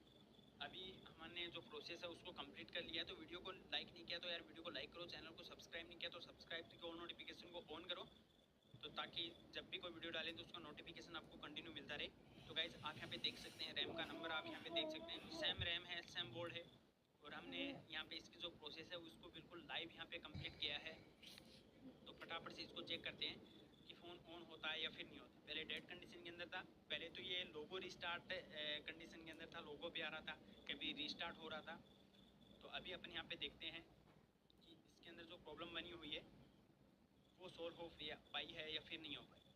तो गाइज़ यहाँ पे पावर की प्रेस करके देखता हूँ, ये लो गाइज़ सैमसंग गलेक्सी F41 यहाँ पे गाइज़ आ चुका है। तो या गाइज़ जितने भी सैमसंग के सर्किट नज़र आ रहा होगा, ये हमारा फ्रंट साइड का और ये हमारा बैक साइड का पीसीबी है, ठीक है। अब यहाँ पे आपको मैं बताता हूँ कि ये कैसे काम करता है। देखिए मैं यहाँ पे जूम करता हूँ, आपको यहाँ पे एक कनेक्टर नजर आ रहा होगा और ये कनेक्टर है गाइज हमारा फ्लेक्स पत्ते का, यानी मेन बोर्ड से ये कनेक्ट होता है और नीचे सैप बोर्ड होता है उस पर ये कनेक्ट होता है, और इसी से गाइज हमारी जो रिंगर की जो लाइन होती है वो नीचे जाके कनेक्ट होती है। अब यहाँ पे अगर थोड़ा जूम करता हूँ, मैं आपको यहाँ पे दिखाने की कोशिश करूँ तो यहाँ पे आप देखेंगे 24 नंबर, 25 नंबर, 26 नंबर और 27 नंबर की पिन पे आपको दो ट्रैक नजर आ रहे होंगे, ठीक है। यहाँ पे आप देख सकते हैं एक स्पीकर माइनस का है और एक स्पीकर प्लस का है, ठीक है। दोनों आउटपुट लाइन है जो कि आईसी से निकल के यहाँ से आउटपुट निकालती है और जिसकी वजह से गाइज हमारा जो फोन है उसमें रिंगर काम करता है, यानी वर्क करता है, ठीक है। अब अगर फोन का जो रिंगर है वो अगर काम नहीं कर रहा है, बिल्कुल भी काम नहीं कर रहा है, उस टाइम पे आपको क्या चेक करना है, और अगर खड़खड़ाहट फोन के अंदर आ रही है, मतलब साउंड आ रहा है लेकिन उसके साथ खड़खड़ाहट आ रही है, आपने रिंगर वगैरह सब कुछ चेंज कर लिया फिर भी खड़खड़ाहट आ रही है, तो उस पर आपको क्या चेंज करना है उसके बारे में आपको आगे बताऊंगा। अगर यहाँ पे रिंगर काम नहीं कर रहा है बिल्कुल भी, आपने नीचे का सैप बोर्ड चेंज कर लिया, रिंगर चेंज कर लिया, फ्लेक्स पत्ता भी चेंज कर लिया, उसके बाद भी यहाँ पे फोन का जो रिंगर है वो वर्क नहीं कर रहा, तो उस टाइम पे आपको क्या चेक करना है, उस टाइम पे गाइज आपको फोन को ऑफ कंडीशन में कर देना है, यानी फोन को स्विच ऑफ कर देना है और उसके बाद बैटरी फोन से निकाल देना है, और उसके बाद ये जो आपको लाइनें यहाँ पे नजर आ रही है ये दूसरे फोन के अंदर अलग प्रिंट पे हो सकती है, कोई दिक्कत वाली बात नहीं है, जो आप बोर्नियो में देख सकते हैं कोई दिक्कत नहीं है। आप यहाँ पे देखेंगे कि फोन आपका ऑफ कंडीशन में होना चाहिए, मल्टीमीटर आपका डायोड मोड पे होना चाहिए, और मल्टीमीटर की जो रेड फ्रॉक है उसको आपको ग्राउंड कर लेना, और ब्लैक फ्रॉक से गाइज आपको यहाँ पे जीआर चेक करना है। सबसे पहले आपको यहाँ पे जीआर चेक करना है, 24 और 25 नंबर की जो पिन है उस पे आपको जीआर मिलना चाहिए, 26 और 27 पे आपको जीआर मिलना चाहिए, ठीक है। जीआर कितना मिलेगा, जीआर आपको गाइज यहाँ पे ऑडियो का जो सेक्शन होता है उसमें 300 से लेके 1800 तक, 300 से लेके 1800 तक का जो जीआर है गाइज वो आपको यहाँ पे देखने को मिल सकता है।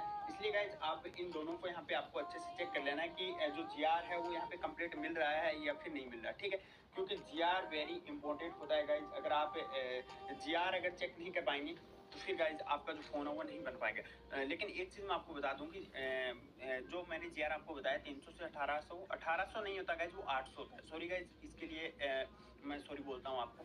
यहाँ पे 300 से लेकर 800 तक का जो जीआर है वो यहाँ पे ये जो दोनों पिनों पे आपको यहाँ पे मिलना चाहिए।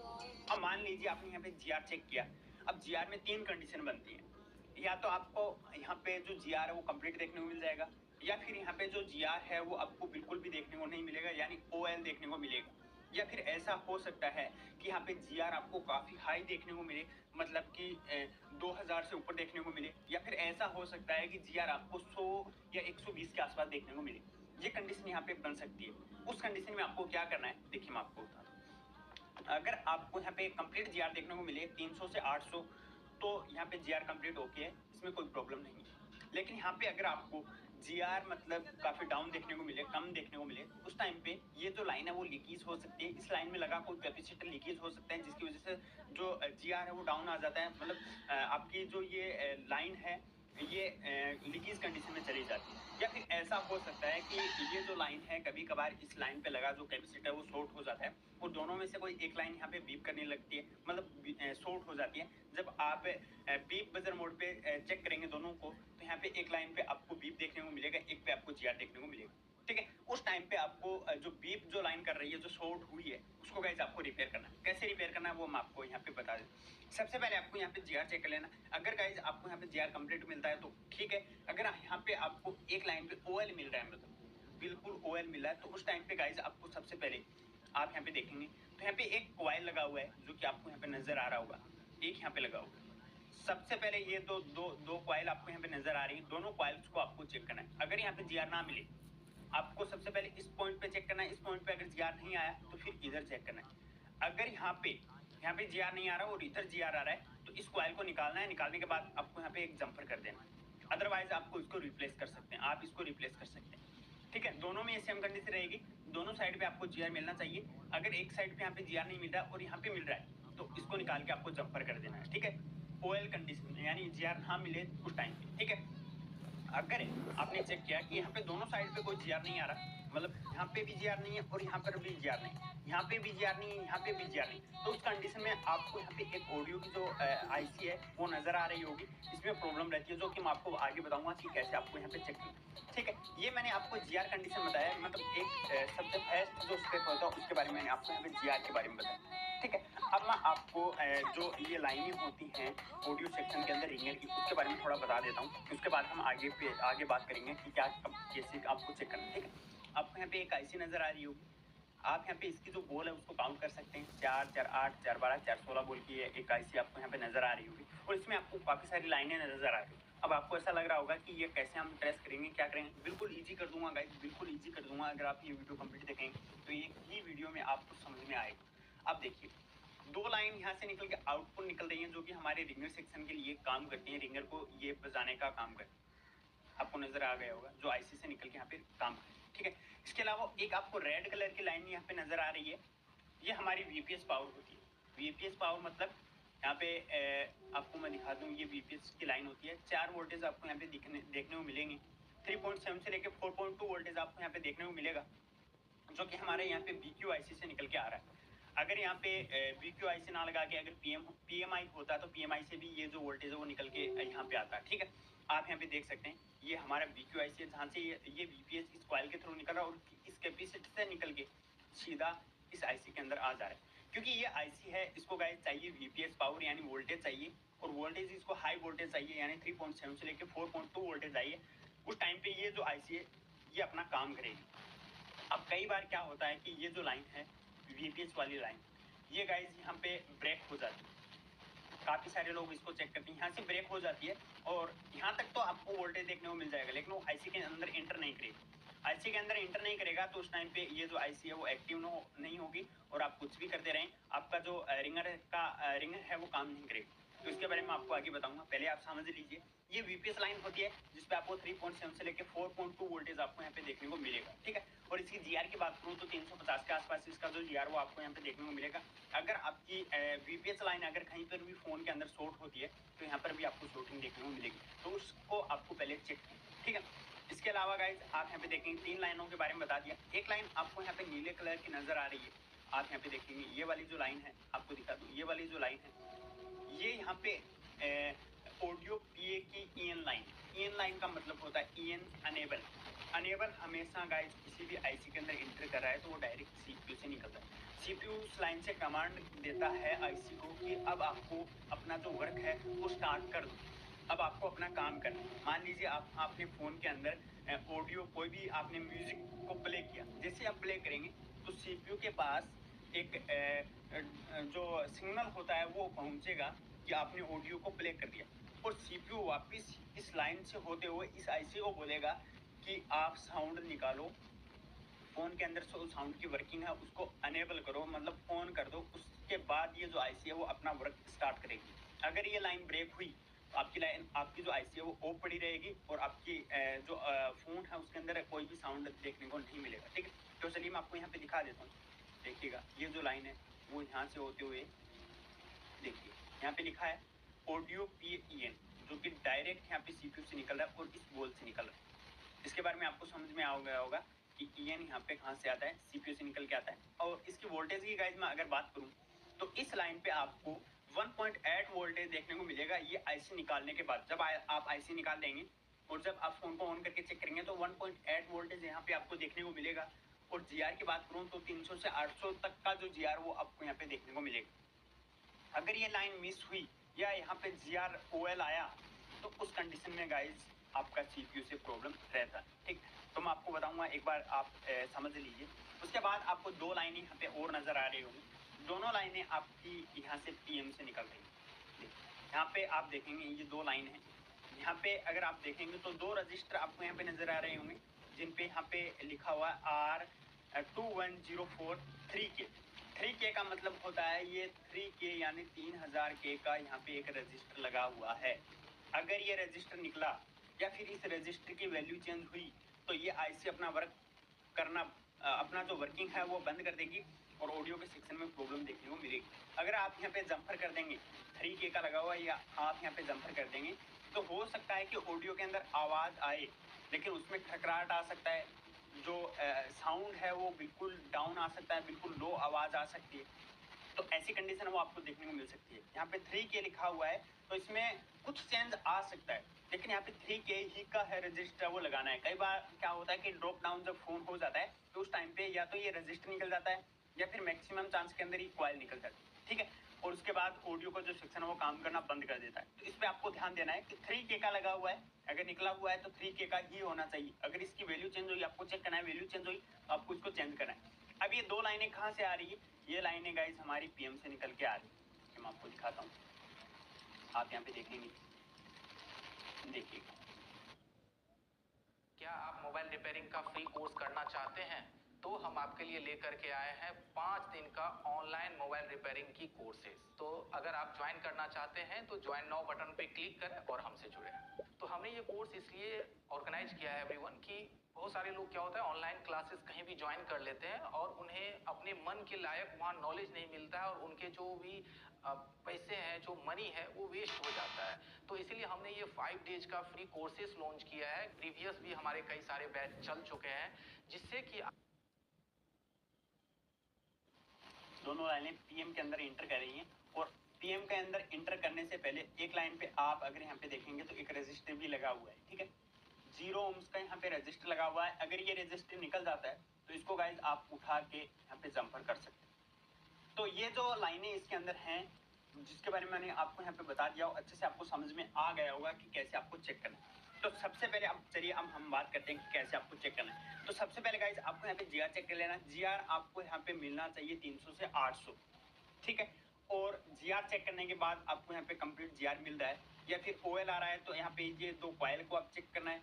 अगर यहाँ पे ये लाइन बीप कर रही है, मतलब यहाँ पे शॉर्ट आ रही है कोई भी लाइन, तो यहाँ पे सबसे पहले ये कैपेसिटर जो लगे होते हैं इनको आपको चेक करना है। ये जो कैपेसिटर है दोनों लाइनों पे इसको आपको चेक करना है, रिमूव करके आप इसको देख सकते हैं। अगर फिर भी बीप आ रहा है तो उसके बाद आपको IC को उठाना, डायरेक्ट आपको IC को नहीं निकालना। ठीक है, अगर OL आया तो आपको यहाँ पे कॉइल को चेक करना है। अगर बीप का साउंड आया तो यहाँ पे सबसे पहले दो जो कैपेसिटर लगे हुए हैं इनको आपको रिमूव करके देख लेना है, अदरवाइज आपको IC को निकाल देना। ठीक है, और उसके बाद गाइस एक चीज मैं आपको बता दूं कि यहाँ पे आपको GR कंप्लीट मिल रहा है। ठीक है, GR आपको यहाँ पे कंप्लीट मिल रहा है, फिर भी ऑडियो के अंदर मतलब साउंड नहीं आ रहा फोन के अंदर, तो उस टाइम पे आपको क्या करना है, उस टाइम पे आपको फोन को ऑन कर लेना है। ऑन करने के बाद फोन को ऑन करने के बाद आपको फोन के अंदर म्यूजिक को प्ले करना है और म्यूजिक को प्ले करने के बाद ये जो पिने हैं दोनों, इन पे आपको वोल्टेज चेक करना है। जब आप ऑडियो को यहाँ पे फोन के अंदर प्ले करेंगे और यहाँ पे आप अगर वोल्टेज चेक करेंगे तो यहाँ पे 2.2 वोल्टेज आपको देखने को मिलेगा, दोनों के अंदर सेम इक्वल आपको यहाँ पे वोल्टेज देखने को मिलेगा। और जो साउंड है उसके हिसाब से यहाँ पे जो वोल्टेज है वो अप डाउन होता रहेगा। 2.2 वोल्टेज आपको यहाँ पे देखने को मिलेगा, जो कि आपको फोन को ऑन करके म्यूजिक प्ले करने के बाद चेक करना है, अदरवाइज आपको यहाँ पे वोल्टेज देखने को नहीं मिलेगा। ठीक है, और दोनों पे इक्वल आपको GR देखने को मिलेगा। मान लो कि एक लाइन पे यहाँ पे 350 का GR आ रहा है तो इस लाइन पे भी 350 का ही GR आपको देखने को मिलेगा। ऐसा नहीं है कि एक पे 350 आ रहा है और एक पे 550 आ रहा है, दोनों पे इक्वल GR आपको देखने को मिलेगा। तो अगर GR किसी में मतलब डिफरेंट आ रहा है, मतलब एक पे ज्यादा और एक पे कम है, तो गाइज उस लाइन में प्रॉब्लम हो सकती है। ठीक है, दोनों पे इक्वल आपको हमेशा GR देखने को मिलेगा, इक्वल आपको यहाँ पे वोल्टेज देखने को मिलेगा। GR आपको डेड कंडीशन में चेक करना है और वोल्टेज है उसको आपको गाइज मल्टीमीटर को जो वोल्टेज रेंज है उस पर सेट करने के बाद फोन के अंदर ऑडियो को प्ले करने के बाद आपको यहाँ पे वोल्टेज को चेक करना, ठीक है। जिसमें मैंने एक वीडियो बनाया है, लाइव मैंने आपको दिखाया कि इसको आप कैसे चेक कर सकते हैं, उसका लिंक आपको डिस्क्रिप्शन में मिल जाएगा, उस वीडियो को भी आप जाके देख सकते हैं, ठीक है। तो ये चीज आपको समझ में आ गई होगी। अब यहाँ पे सबसे बड़ी प्रॉब्लम क्या आती है, या तो ये जो वीपीएस की लाइन होती है ये शॉर्ट हो जाती है, यहाँ पे लगा ये कैपेसिटर है ये शॉर्ट हो जाता है कई बार, या फिर ये जो लाइन है ये ब्रेक हो जाती है। मतलब यहाँ पे यहाँ तक तो ये लाइन आ रही है 3.7 से लेके 4.2 वोल्टेज आपको यहाँ पे देखने को मिल रहा है, इस कैपेसिटर पे आप चेक कर रहे हैं यहाँ पे मिल रहा है, लेकिन वो आईसी के अंदर एंटर नहीं कर रहा। कई बार ये होता है। उस टाइम पे आपको क्या करना है, इस आईसी को उठाना है, उठाने के बाद ये जो दो बोल हैं इसको गाइज आपको ये जो कैपेसिटर है यहाँ से आपको बीप बजर मोड पे मल्टीमीटर को सेट करके आपको देखना है कि ये बीप कर रहे हैं या फिर नहीं कर रहे हैं। यहाँ से लेके यहाँ तक बीप करना चाहिए। अगर यहाँ से यहाँ तक बीप नहीं कर रहा उस कंडीशन में आपको यहाँ से एक जंपर उठाना है, यहाँ पे लगा देना है और उसके बाद आईसी को आपको फिक्स कर देना है, आपका काम हो जाए। उसके बाद आपको यहाँ पे जो 3K का रजिस्टर लगा हुआ है, दो रजिस्टर यहाँ पे निकल रहे हैं, पीएम से निकलने वाली जो दो लाइनें इन पे लगा हुआ है, दोनों को चेक कर लेना है। कोई भी जो रजिस्टर इसकी वैल्यू चेंज नहीं होनी चाहिए और कोई रजिस्टर निकला हुआ नहीं होना चाहिए। इसके अलावा एक चीज मैं आपको दिखा दूं कि एक रजिस्टर यहाँ पे भी लगा था जो कि मैंने आपको पीएम के पास में दिखाया था।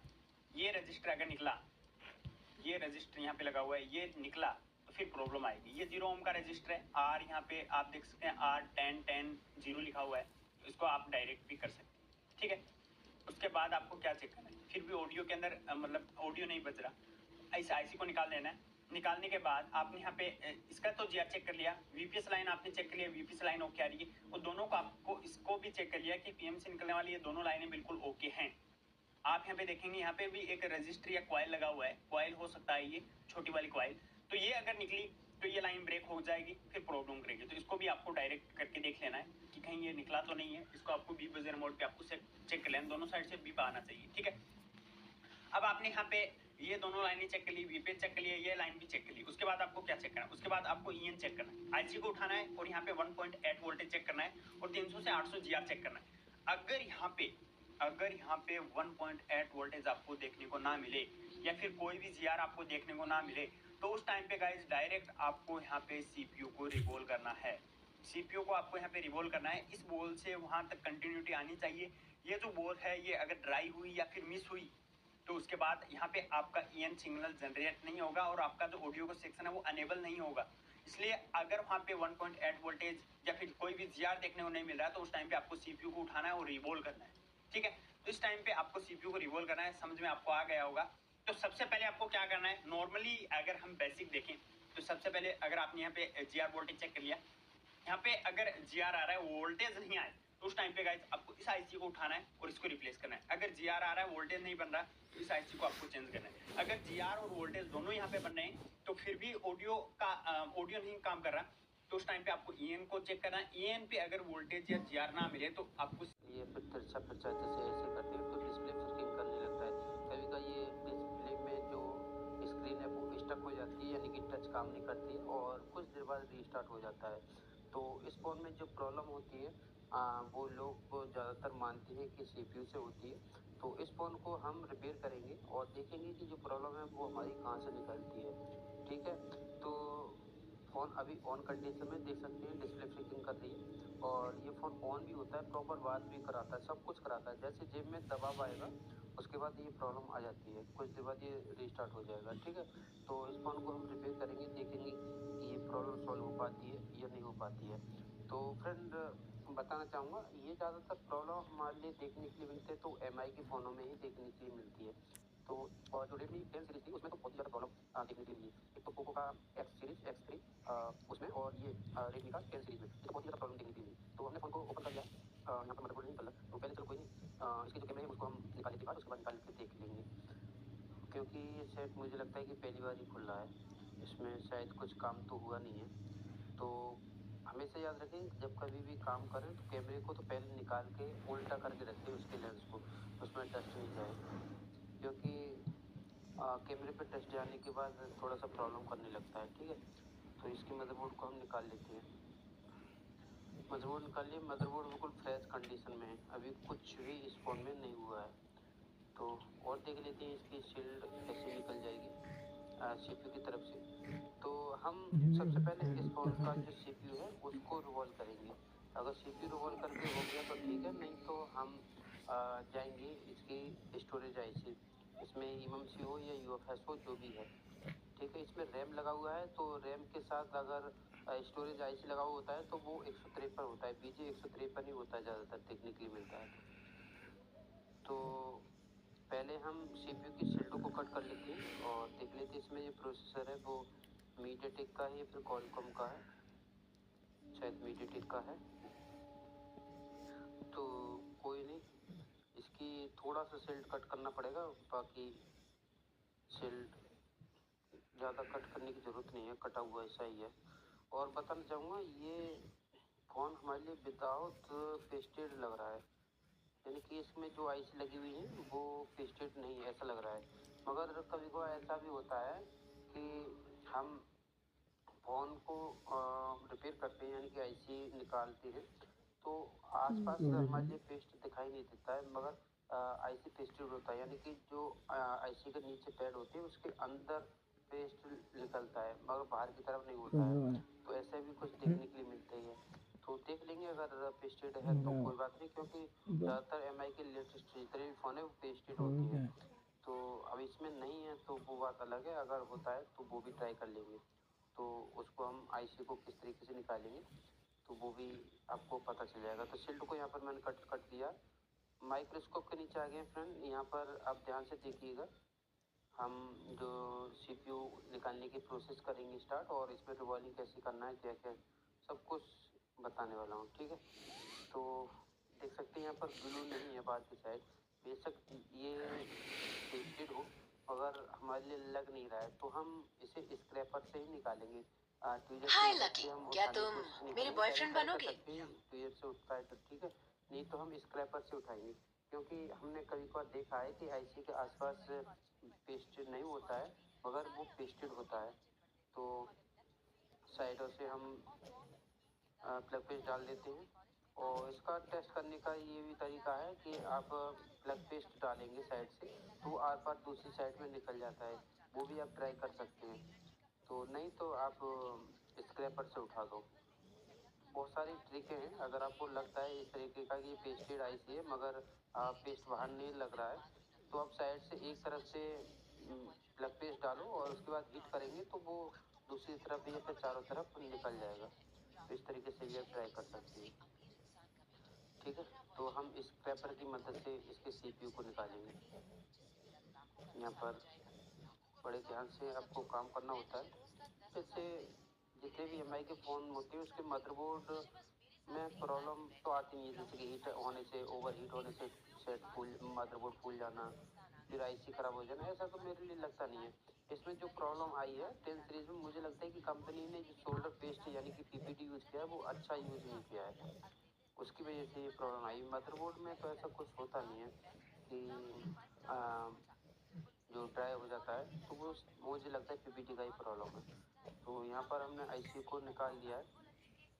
और बताना चाहूँगा, मैंने एक चीज़ और भी नोटिस किया है, बहुत सारे फ़ोन एमआई के बनाए हैं मैंने रिवॉल्विंग करके, तो बाद में भी इतनी जल्दी प्रॉब्लम आती नहीं है।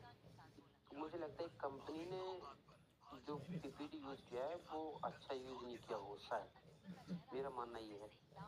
बाकी का आप कमेंट कर सकते हैं, आपका राय क्या है कि कंपनी ने मदरबोर्ड अच्छा नहीं लगाया है या पीपीटी यूज़ नहीं किया है अच्छा, क्योंकि ये सेम CPU हमारी बहुत सारी कंपनी को फ़ोन में मिलता है, जैसे कि रियलमी हो गया, वीवो हो गया, या फिर हमारा सैमसंग हो गया, उनमें तो इतना प्रॉब्लम आता नहीं, एमआई के फ़ोनों में ही ये प्रॉब्लम आती है।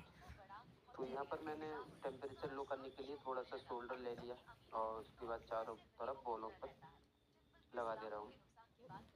मैं ऐसे करता नहीं हूँ मगर विश्वास कर रहा हूँ, ये टेस्टेड नहीं है इसलिए टेस्टेड में भी कर लेती हैं बहुत सारे लोग, मैं भी कर लेता हूँ, कभी भी करता हूँ, जैसा हाथ में आ जाए, जैसा माइंड करने लगे।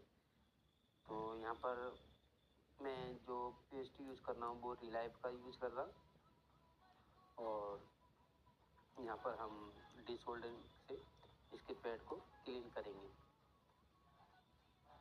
डिसोल्डर विक आप अच्छे यूज करें,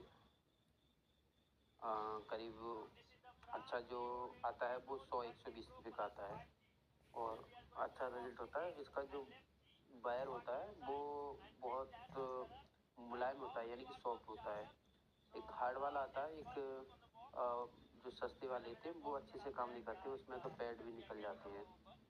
तो ब्रांड की बात करें तो ब्रांड आप कोई भी चूज़ कर सकते हैं। इसका अ, जो बिक है वो सॉफ्ट वाला होना चाहिए, मुलायम वाला होना चाहिए। कोई सी भी ब्रांड में सब ब्रांड ही है। वायर कॉपर का ही होता है, बाकी जो कंपनी बना रही है वो अपना ब्रांड रख। क्या आप मोबाइल रिपेयरिंग का फ्री कोर्स करना चाहते हैं तो हम आपके लिए लेकर के आए हैं 5 दिन का ऑनलाइन मोबाइल रिपेयरिंग की कोर्सेज। तो अगर आप ज्वाइन करना चाहते और सारा सब चाइना में ही बनना है। इंडिया के नाम से भी बहुत सारी हैं, मगर वो बनवा चाइना में ही रहेगी। मदरबोर्ड हमने क्लीन कर लिया है। आईसी की तरफ आते हैं तो आईसी को हम इसकी जो साथ का पीपीडी है उसको निकाल देंगे। वैसे ये प्रॉब्लम पेस्टेड आईसी नहीं था कि हम इसे हीट मार के हल्का मूवमेंट करा के भी प्रॉब्लम को सॉल्व कर सकते थे, बट मेरे लिए सही नहीं लगा क्योंकि एमआई की जो 10 सीरीज है उसमें बहुत ही ज़्यादा प्रॉब्लम आई है। तो इसे रिवॉल्विंग करना ही परफेक्ट तरीका ही मानेंगे, क्योंकि अब वो हमने हीट मार के दे दिया, अब पता चले कि कस्टमर 8 दिन बाद, 5 दिन बाद या एक हफ्ता बाद कंप्लेंट करने आए, तो वो थोड़ा सा सही नहीं लगता है। और उस टाइम तो और अच्छा नहीं लगता जब कस्टमर हमारे शॉप पर खड़े हों और उस टाइम जो कस्टमर है वो कंप्लेन करे, तो उस टाइम थोड़ा सा सही नहीं लगता है। दूसरा कस्टमर है वो और भड़क जाता है कि भाई मेरा भी फ़ोन पता नहीं सही करेगा नहीं करेगा। फ्रेंड बताना चाहूँगा, इस आईसी के लिए मैं यूनिवर्सल स्टेंसिल यूज़ करूँगा। इसको मैं क्लीन कर लेता हूँ और ज़्यादातर मेरा जो भी आपने वीडियो देखा हो, अगर रेगुलर व्यूअर हैं तो आप देखते होंगे, तो मैं यूनिवर्सल स्टेंसिल यूज़ करता हूँ ज़्यादातर, क्योंकि अगर आपका एक बार हैंड स्किल अच्छा हो जाता है तो यूनिवर्सल सबसे बेस्ट है, क्योंकि हम इतने स्टेंसिल कहाँ से रखें। अब हर रोज़ एक फ़ोन लॉन्च हो जाता है, अब मार्केट में इतनी जल्दी स्टेंसिल भी नहीं मिल पाती, मिलते भी हैं तो हम इतनी मॉडल के कहाँ से रखें। तो आपके पास यूनिवर्सल स्टेंसिल आप दो रखो, एक ब्लैक और एक वाइट सिल्वर वाला। ये कभी कभी ये स्टेंसिल थोड़ा सा ख़राब हो जाता है ज़्यादा यूज़ करने से, तो दोनों को आप कभी भी ब्लैक यूज़ कर लो, कभी सिल्वर यूज़ करते रहो। तो मेरे पास ये दो स्टेंसिल है, तो ये आप यूनिवर्सल को एक फालतू ही रखें। जैसे कि आयरन के लिए हम बिट एक फालतू रखते हैं, एक दो बिट फालतू रखते हैं, कभी भी ख़राब हो जाता है, मार्केट में आपके आसपास मार्केट में नहीं मिल पाता है, तो हमारे लिए ऑनलाइन मंगाना पड़ता है या फिर दिल्ली मार्केट से या फिर कोई नज़दीक मार्केट जाना पड़ता है। तो इसी तरीक़ा से अब यूनिवर्सल स्टेंसिल हो गया, आयरन का बिट हो गया, पीपीडी हो गया, शोल्डर बिट हो गया, शोल्डर हो गया, ये सारी फालतू ही रखनी चाहिए। कभी भी हमारा ख़त्म हो जाता है और ये चीज़ें हमारी आसानी से मिलती नहीं है। ठीक है, तो यहाँ पर हमने सीपीयू को रिवॉल्व किया परफेक्ट एक बार में। अब वो हम थोड़ा सा प्लग पेस्ट यूज करेंगे, क्योंकि कभी कभी ऐसा होता है कि एक दो बॉल हमारा कनेक्टेड नहीं हो पाता है, तो इसे प्लग पेस्ट डालने के बाद है ना, थोड़ा बहुत एक दो बॉल रह भी जाता है लगने के लिए, सोल्डिंग होने के लिए, तो वो अच्छे से प्रॉपर बैठ जाता है, अपनी सही जगह पर ले लेता है। तो एक बार में अगर आप रोलिंग करते हैं तो दूसरी बार में हम इसको हीट कर रहे हैं और चारों तरफ प्रॉपर हीट करेंगे, चारों तरफ। ठीक है, जैसे सारी बॉल मेल्ट हो जाती है उसके बाद टीजर से थोड़ी देर पकड़ के रखना है, जब तक इसकी जो बॉल है अच्छे से सीपीयू पर रुक नहीं जाती है। ठीक है, उसके बाद इसके सीपीयू को निकाल लेंगे और ध्यान रखें कि हम जैसे यूनिवर्सल स्टेंसिल से सीपीयू को या फिर कोई भी आईसी को रिवॉल्विंग करते हैं तो हम उसमें देखते हैं कि एनसी बॉल है वो आईसी पर ही लगा हुआ रह जाता है, तो इसको आपको अच्छे से क्लीन करना होगा। ठीक है, इसको अच्छे से क्लीन करना है। क्लीन करने के बाद भी आपको ध्यान से देखना है कि कोई बॉल रह तो नहीं गई है, तभी भी एक दो बॉल रह जाती है तो उसे आप सर्जिकल ब्लेड से या फिर आप ये से भी अलग कर सकते हैं। तो ये चीज़ देखने वाली होती है। और भाई अगर आपने अभी तक यहाँ तक वीडियो देखा है, वीडियो को पूरा देखिएगा और कमेंट सभी को करना है। कमेंट आपको को ये करना है कि आप मेरी वीडियो कौन सी जगह से देख रहे हैं। यानी कि हमारी वीडियो कौन कौन सी जगह से देखी जाती है, हमारी वीडियो कहाँ कहाँ पर जाती है। तो कोशिश करें सारे लोग कमेंट करें, अपनी लोकेशन दिखाएं, बताएं कमेंट करके। हमारे लिए भी थोड़ा सा अच्छा लगेगा कि हमारी वीडियो भारत के इस कोने कोने में और भारत से अलग दूसरी कंट्री में भी देखी जाती है। तो सारे लोग कमेंट कर सकते हैं। अच्छा लगता है ना भाई, क्योंकि लोगों के लिए कुछ सीखने के लिए मिल रहा है, समझने के लिए मिल रहा है, फाल्ट पकड़ने के लिए मिल रहा है। तो इतना तो बनता है भाई, जगह बतानी चाहिए कि कहाँ से देख रहे हैं। मेरा तो ज़्यादातर लोगों के लिए पता ही होगा, मैं यूपी वेस्ट से हूँ। तो यहाँ पर जो हमारा सिल्वर वाला जो लोहे का तार का ब्रुश होता है, एक तरफ लोहे का, और उससे हमने इसको बॉल को क्लीन कर दिया था एक बार अच्छे से। बीच में हम थोड़ा सा फ्लैग पेस्ट डालेंगे, ठीक बीच में, और इतना फ्लैग पेस्ट डालेंगे कि आईसी इधर उधर को भागे नहीं। आपको खुद अच्छे से दिखाई दे रहा होगा कि मैंने कितना फ्लैग पेस्ट डाला है। आईसी को सही पोजीशन में सही जगह पर बैठाएंगे, उसके बाद हम हीट कर देंगे। सीपीयू पर काम करना इतना बड़ा काम नहीं है। अगर आप नहीं कर पा रहे हैं और आपका बजट भी नहीं है इंस्टीट्यूट जाने का, तो आप स्क्रैप मदरबोर्ड या फिर पुराने कस्टमर से फ़ोन खरीद लिया करो। डेड फ़ोन 100-150 रुपये में मिल जाते हैं। 100-150 200 रुपये में एंड्रॉयड का मदरबोर्ड मिल जाता है, तो इस पर आप प्रैक्टिस कर सकते हैं।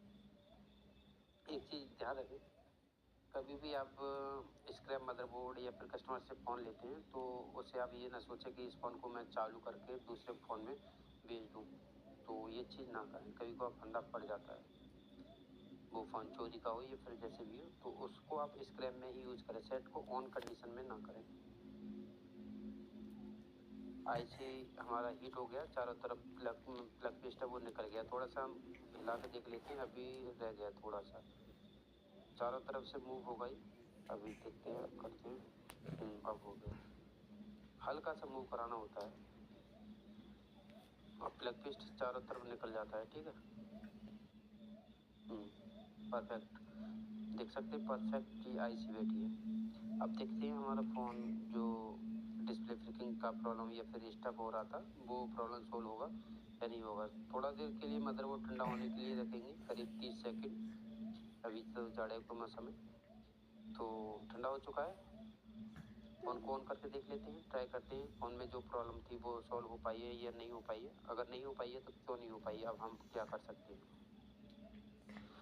चार्जिंग को लगा के देख लेते हैं, बैटरी तो शायद चार्ज थी, यहाँ तक मेरा मानना है। यहाँ पर फ़ोन भाई, ये क्या, ये तो डेड हो गया। कोई नहीं, हम डिमोटिवेट नहीं होंगे। फ़ोन ऑन था मगर डेड हो गया। तो अब मैं आपको बताऊंगा डेड क्यों हुआ है। उससे पहले हम डीसी मशीन से चेक कर लेते हैं कि इसमें जो रीडिंग है वो क्या मिल रहा है। उससे हमारे लिए पता चल जाएगा कि अभी हमारा काम कहाँ रह गया है, कि हमारा सीपीयू परफेक्टली बैठा या फिर और कुछ कमी। अब मैं आपको आगे बताता हूँ, जब तो मैं बोल रहा था कि वीडियो पूरा देखें। ठीक है, डीसी मशीन पर आप ध्यान से देखिएगा, अभी कुछ भी रीडिंग नहीं ले रहा है, क्योंकि अभी मैंने बटन नहीं दबाया। जैसे मैं पावर बटन दबाऊंगा तो आप डीसी मशीन की रीडिंग देखिएगा। 74, 84 और 84 पर स्टक हो गया, देख सकते हैं 84 पर स्टक हो गया। अब इस फ़ोन में मैं आपको बताता हूँ कि इस फ़ोन में एमएमसी का प्रॉब्लम है, यानी कि स्टोरेज आईसी का प्रॉब्लम है। हम इसमें जो सीपीयू का प्रॉब्लम बोलते हैं, मानते हैं, वो पहले से ही नहीं था शायद। अब यहाँ पर मैं आपको बता रहा हूँ, उसके बाद मैं आपको सीपीयू और एमएमसी की चर्चा करेंगे कि यहाँ पर जो स्टोरेज आईसी है, इसमें एमएमसी हो या फिर यूएफएस हो, उसके बिल्कुल विपरीत उल्टा साइड में पावर आईसी है लगा हुआ है, और यहाँ पर जो टेप लगा हुआ है गोल्ड वाला। तो इस चीज़ को आप जब ये वीडियो रुक रुक के चल सकता है, पर मैं angel one super app smoothly चलता है।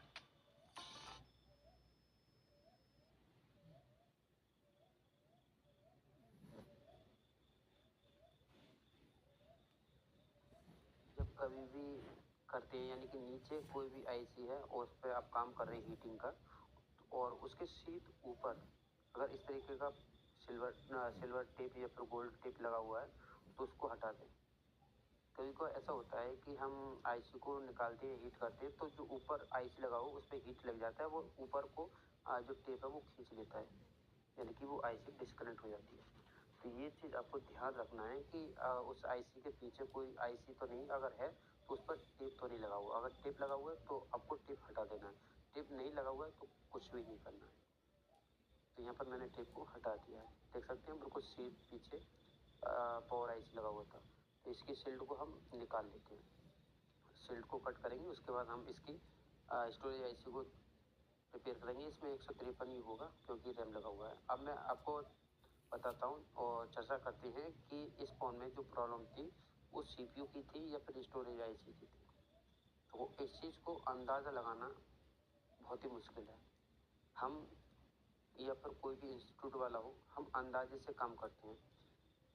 प्रॉपर नॉलेज कितना भी हो, मगर कभी कोई ऐसे काम होते हैं उसमें हम सिर्फ अंदाज़ी लगाना पड़ता है, परफेक्ट जगह पर नहीं पहुंच सकते हैं। जैसे कि इस फ़ोन में हमने सीपीयू रिवॉल्व किया, प्रॉब्लम सॉल्व नहीं हो पाई क्योंकि सीपीयू का प्रॉब्लम इसमें था ही नहीं। मगर अभी तक हम ज़्यादातर फ़ोन रिपेयर करते आ रहे हैं वो सीपीयू से ही करते आ रहे हैं। इस फ़ोन में जो प्रॉब्लम थी वो हमारी स्टोरेज आईसी ड्राई है, क्योंकि अगर हम स्टोरेज आईसी पर सीपीयू ऐसी लगे रहने देते, स्टोरेज आईसी पर काम करते थे फ़ोन, ये ऑन भी होता, प्रॉब्लम भी सॉल्व होती। अब इसमें जो हीट लगा है सीपीयू पर और उससे हमारा जो स्टोरेज आईसी है हल्का फुल्का उस पर भी हीट गया होगा, तो वो और ज़्यादा ड्राई हो गया या फिर प्रॉपर तरीके से अब कनेक्ट नहीं हो पा रहा। पहले टच हो रहा था, जैसे मदरबोर्ड रैम में खिंचा हुआ था तो उससे थोड़ा सा दबाव होने से स्टोरेज आईसी दब रही होगी, उससे भी ऑन हो रहा होगा। तो हमने स्क्रू तो खींचे नहीं थे, वाली मदरबोर्ड हमने फ्रेम में लगाया था, तो उससे भी फर्क पड़ सकता है। यानी कि हम बोलने का मतलब ये है कि इस फ़ोन में सीपीयू का तो फॉल्ट था ही नहीं, हमारा जो फॉल्ट था वो स्टोरेज आईसी का है। अभी स्टोरेज आईसी भी मैं तो पहली बार देख रहा हूँ कौन से ब्रांड का है पता नहीं। एमआई के फ़ोनों में स्टोरेज आईसी अच्छी कंपनी का मिलता ही नहीं है, सही पूछो तो। पता नहीं उल्टा सीधा कंपनी यूज़ करता है। सैमसंग बहुत कम यूज़ करता है, कभी सनडिस्क यूज़ करेगा, कभी कुछ यूज़ करेगा, कभी एचके हैंड्स, इसलिए इसमें ज़्यादा प्रॉब्लम आती है। एक बात और बताना चाहूँगा, यूट्यूब पर टेक्निकल चैनल देखे होंगे जिसमें फ़ोन की अनबॉक्सिंग रिव्यू चलती हैं।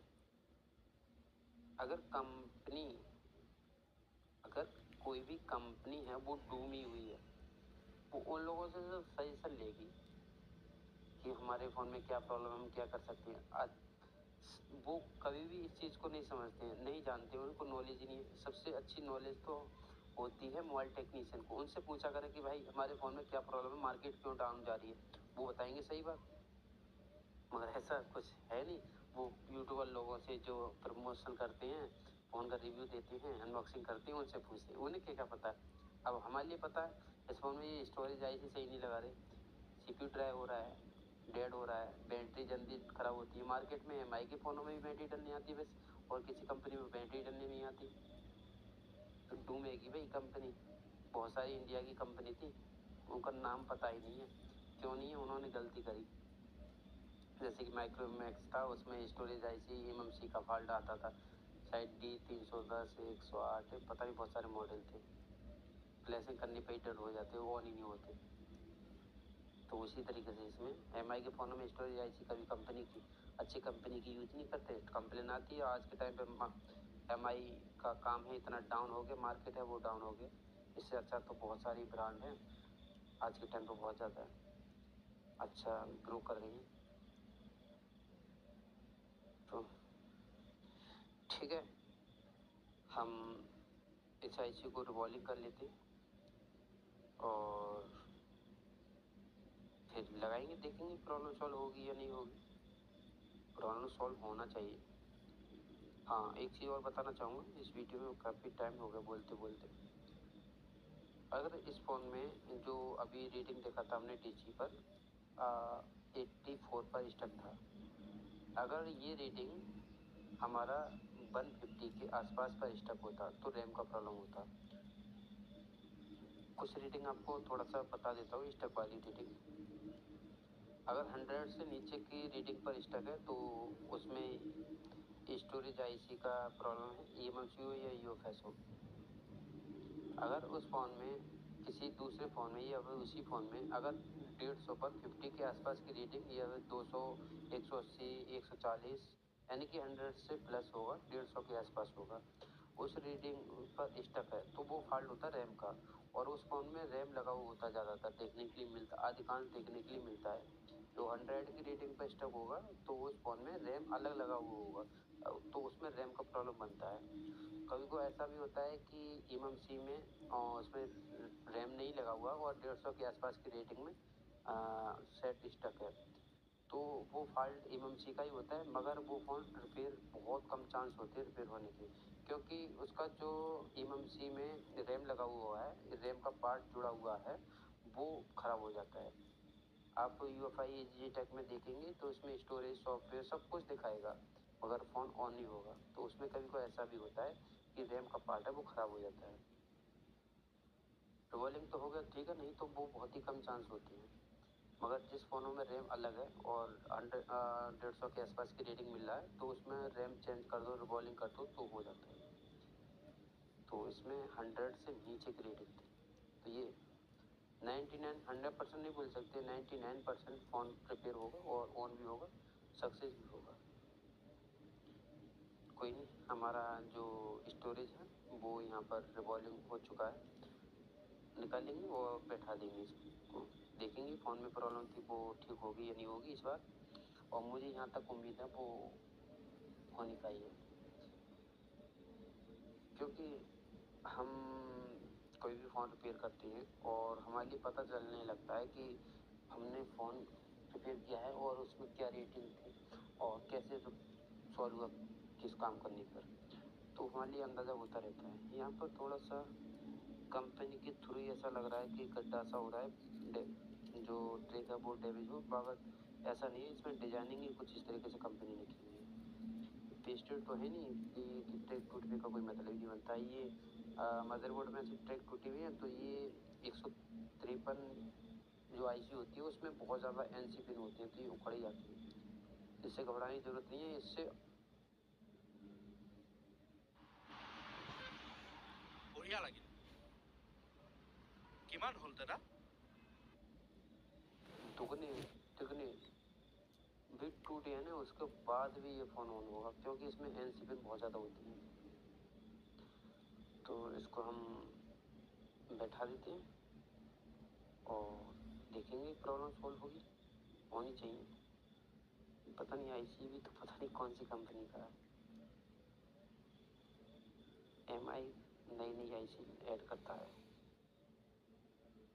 इस वीडियो में भाई बोलते बोलते बहुत टाइम हो गया।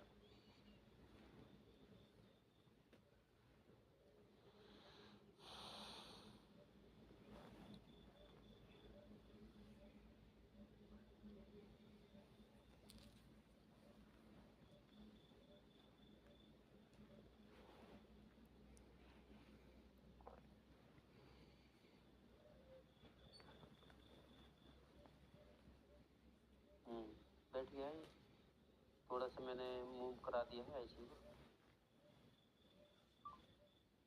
कोई नहीं, देख सकते हैं वही मदरबोर्ड है, इसमें कुछ भी हमने ऐसा कुछ करा नहीं है। हमने CPU और स्टोरेज आईसी को रिकॉर्डिंग किया है। फ़ोन को ऑन करके देखते हैं प्रॉब्लम सॉल्व होती है या नहीं होती। पहले हम चार्जिंग ही लगाएंगे, पता नहीं बैटरी कितना चाहता, क्योंकि पूरा ऑन मैंने शायद देखा नहीं था।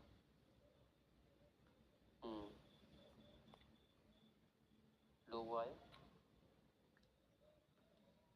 तो प्रॉब्लम सॉल्व होनी ही चाहिए। हाँ बैटरी तो चार्ज है, फ़ोन को ऑन करके देख लेते हैं और देखेंगे कि जो डिस्प्ले का प्रॉब्लम आ रहा था वो सॉल्व होता है या नहीं होता है।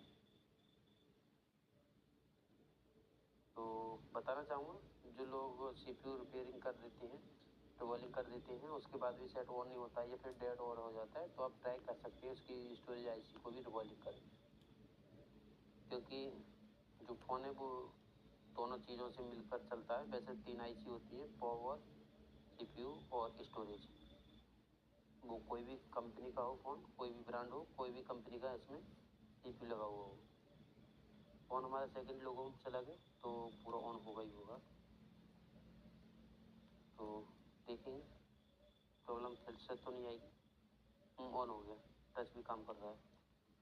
एक बार हम थोड़ा टेढ़ा मेढ़ा करके और थोड़ा दबाव करके देखेंगे। पहले ऑन ऑफ बटन को ट्राई करते हैं। ठीक है, चार्जिंग को डिस्कनेक्ट कर देते हैं।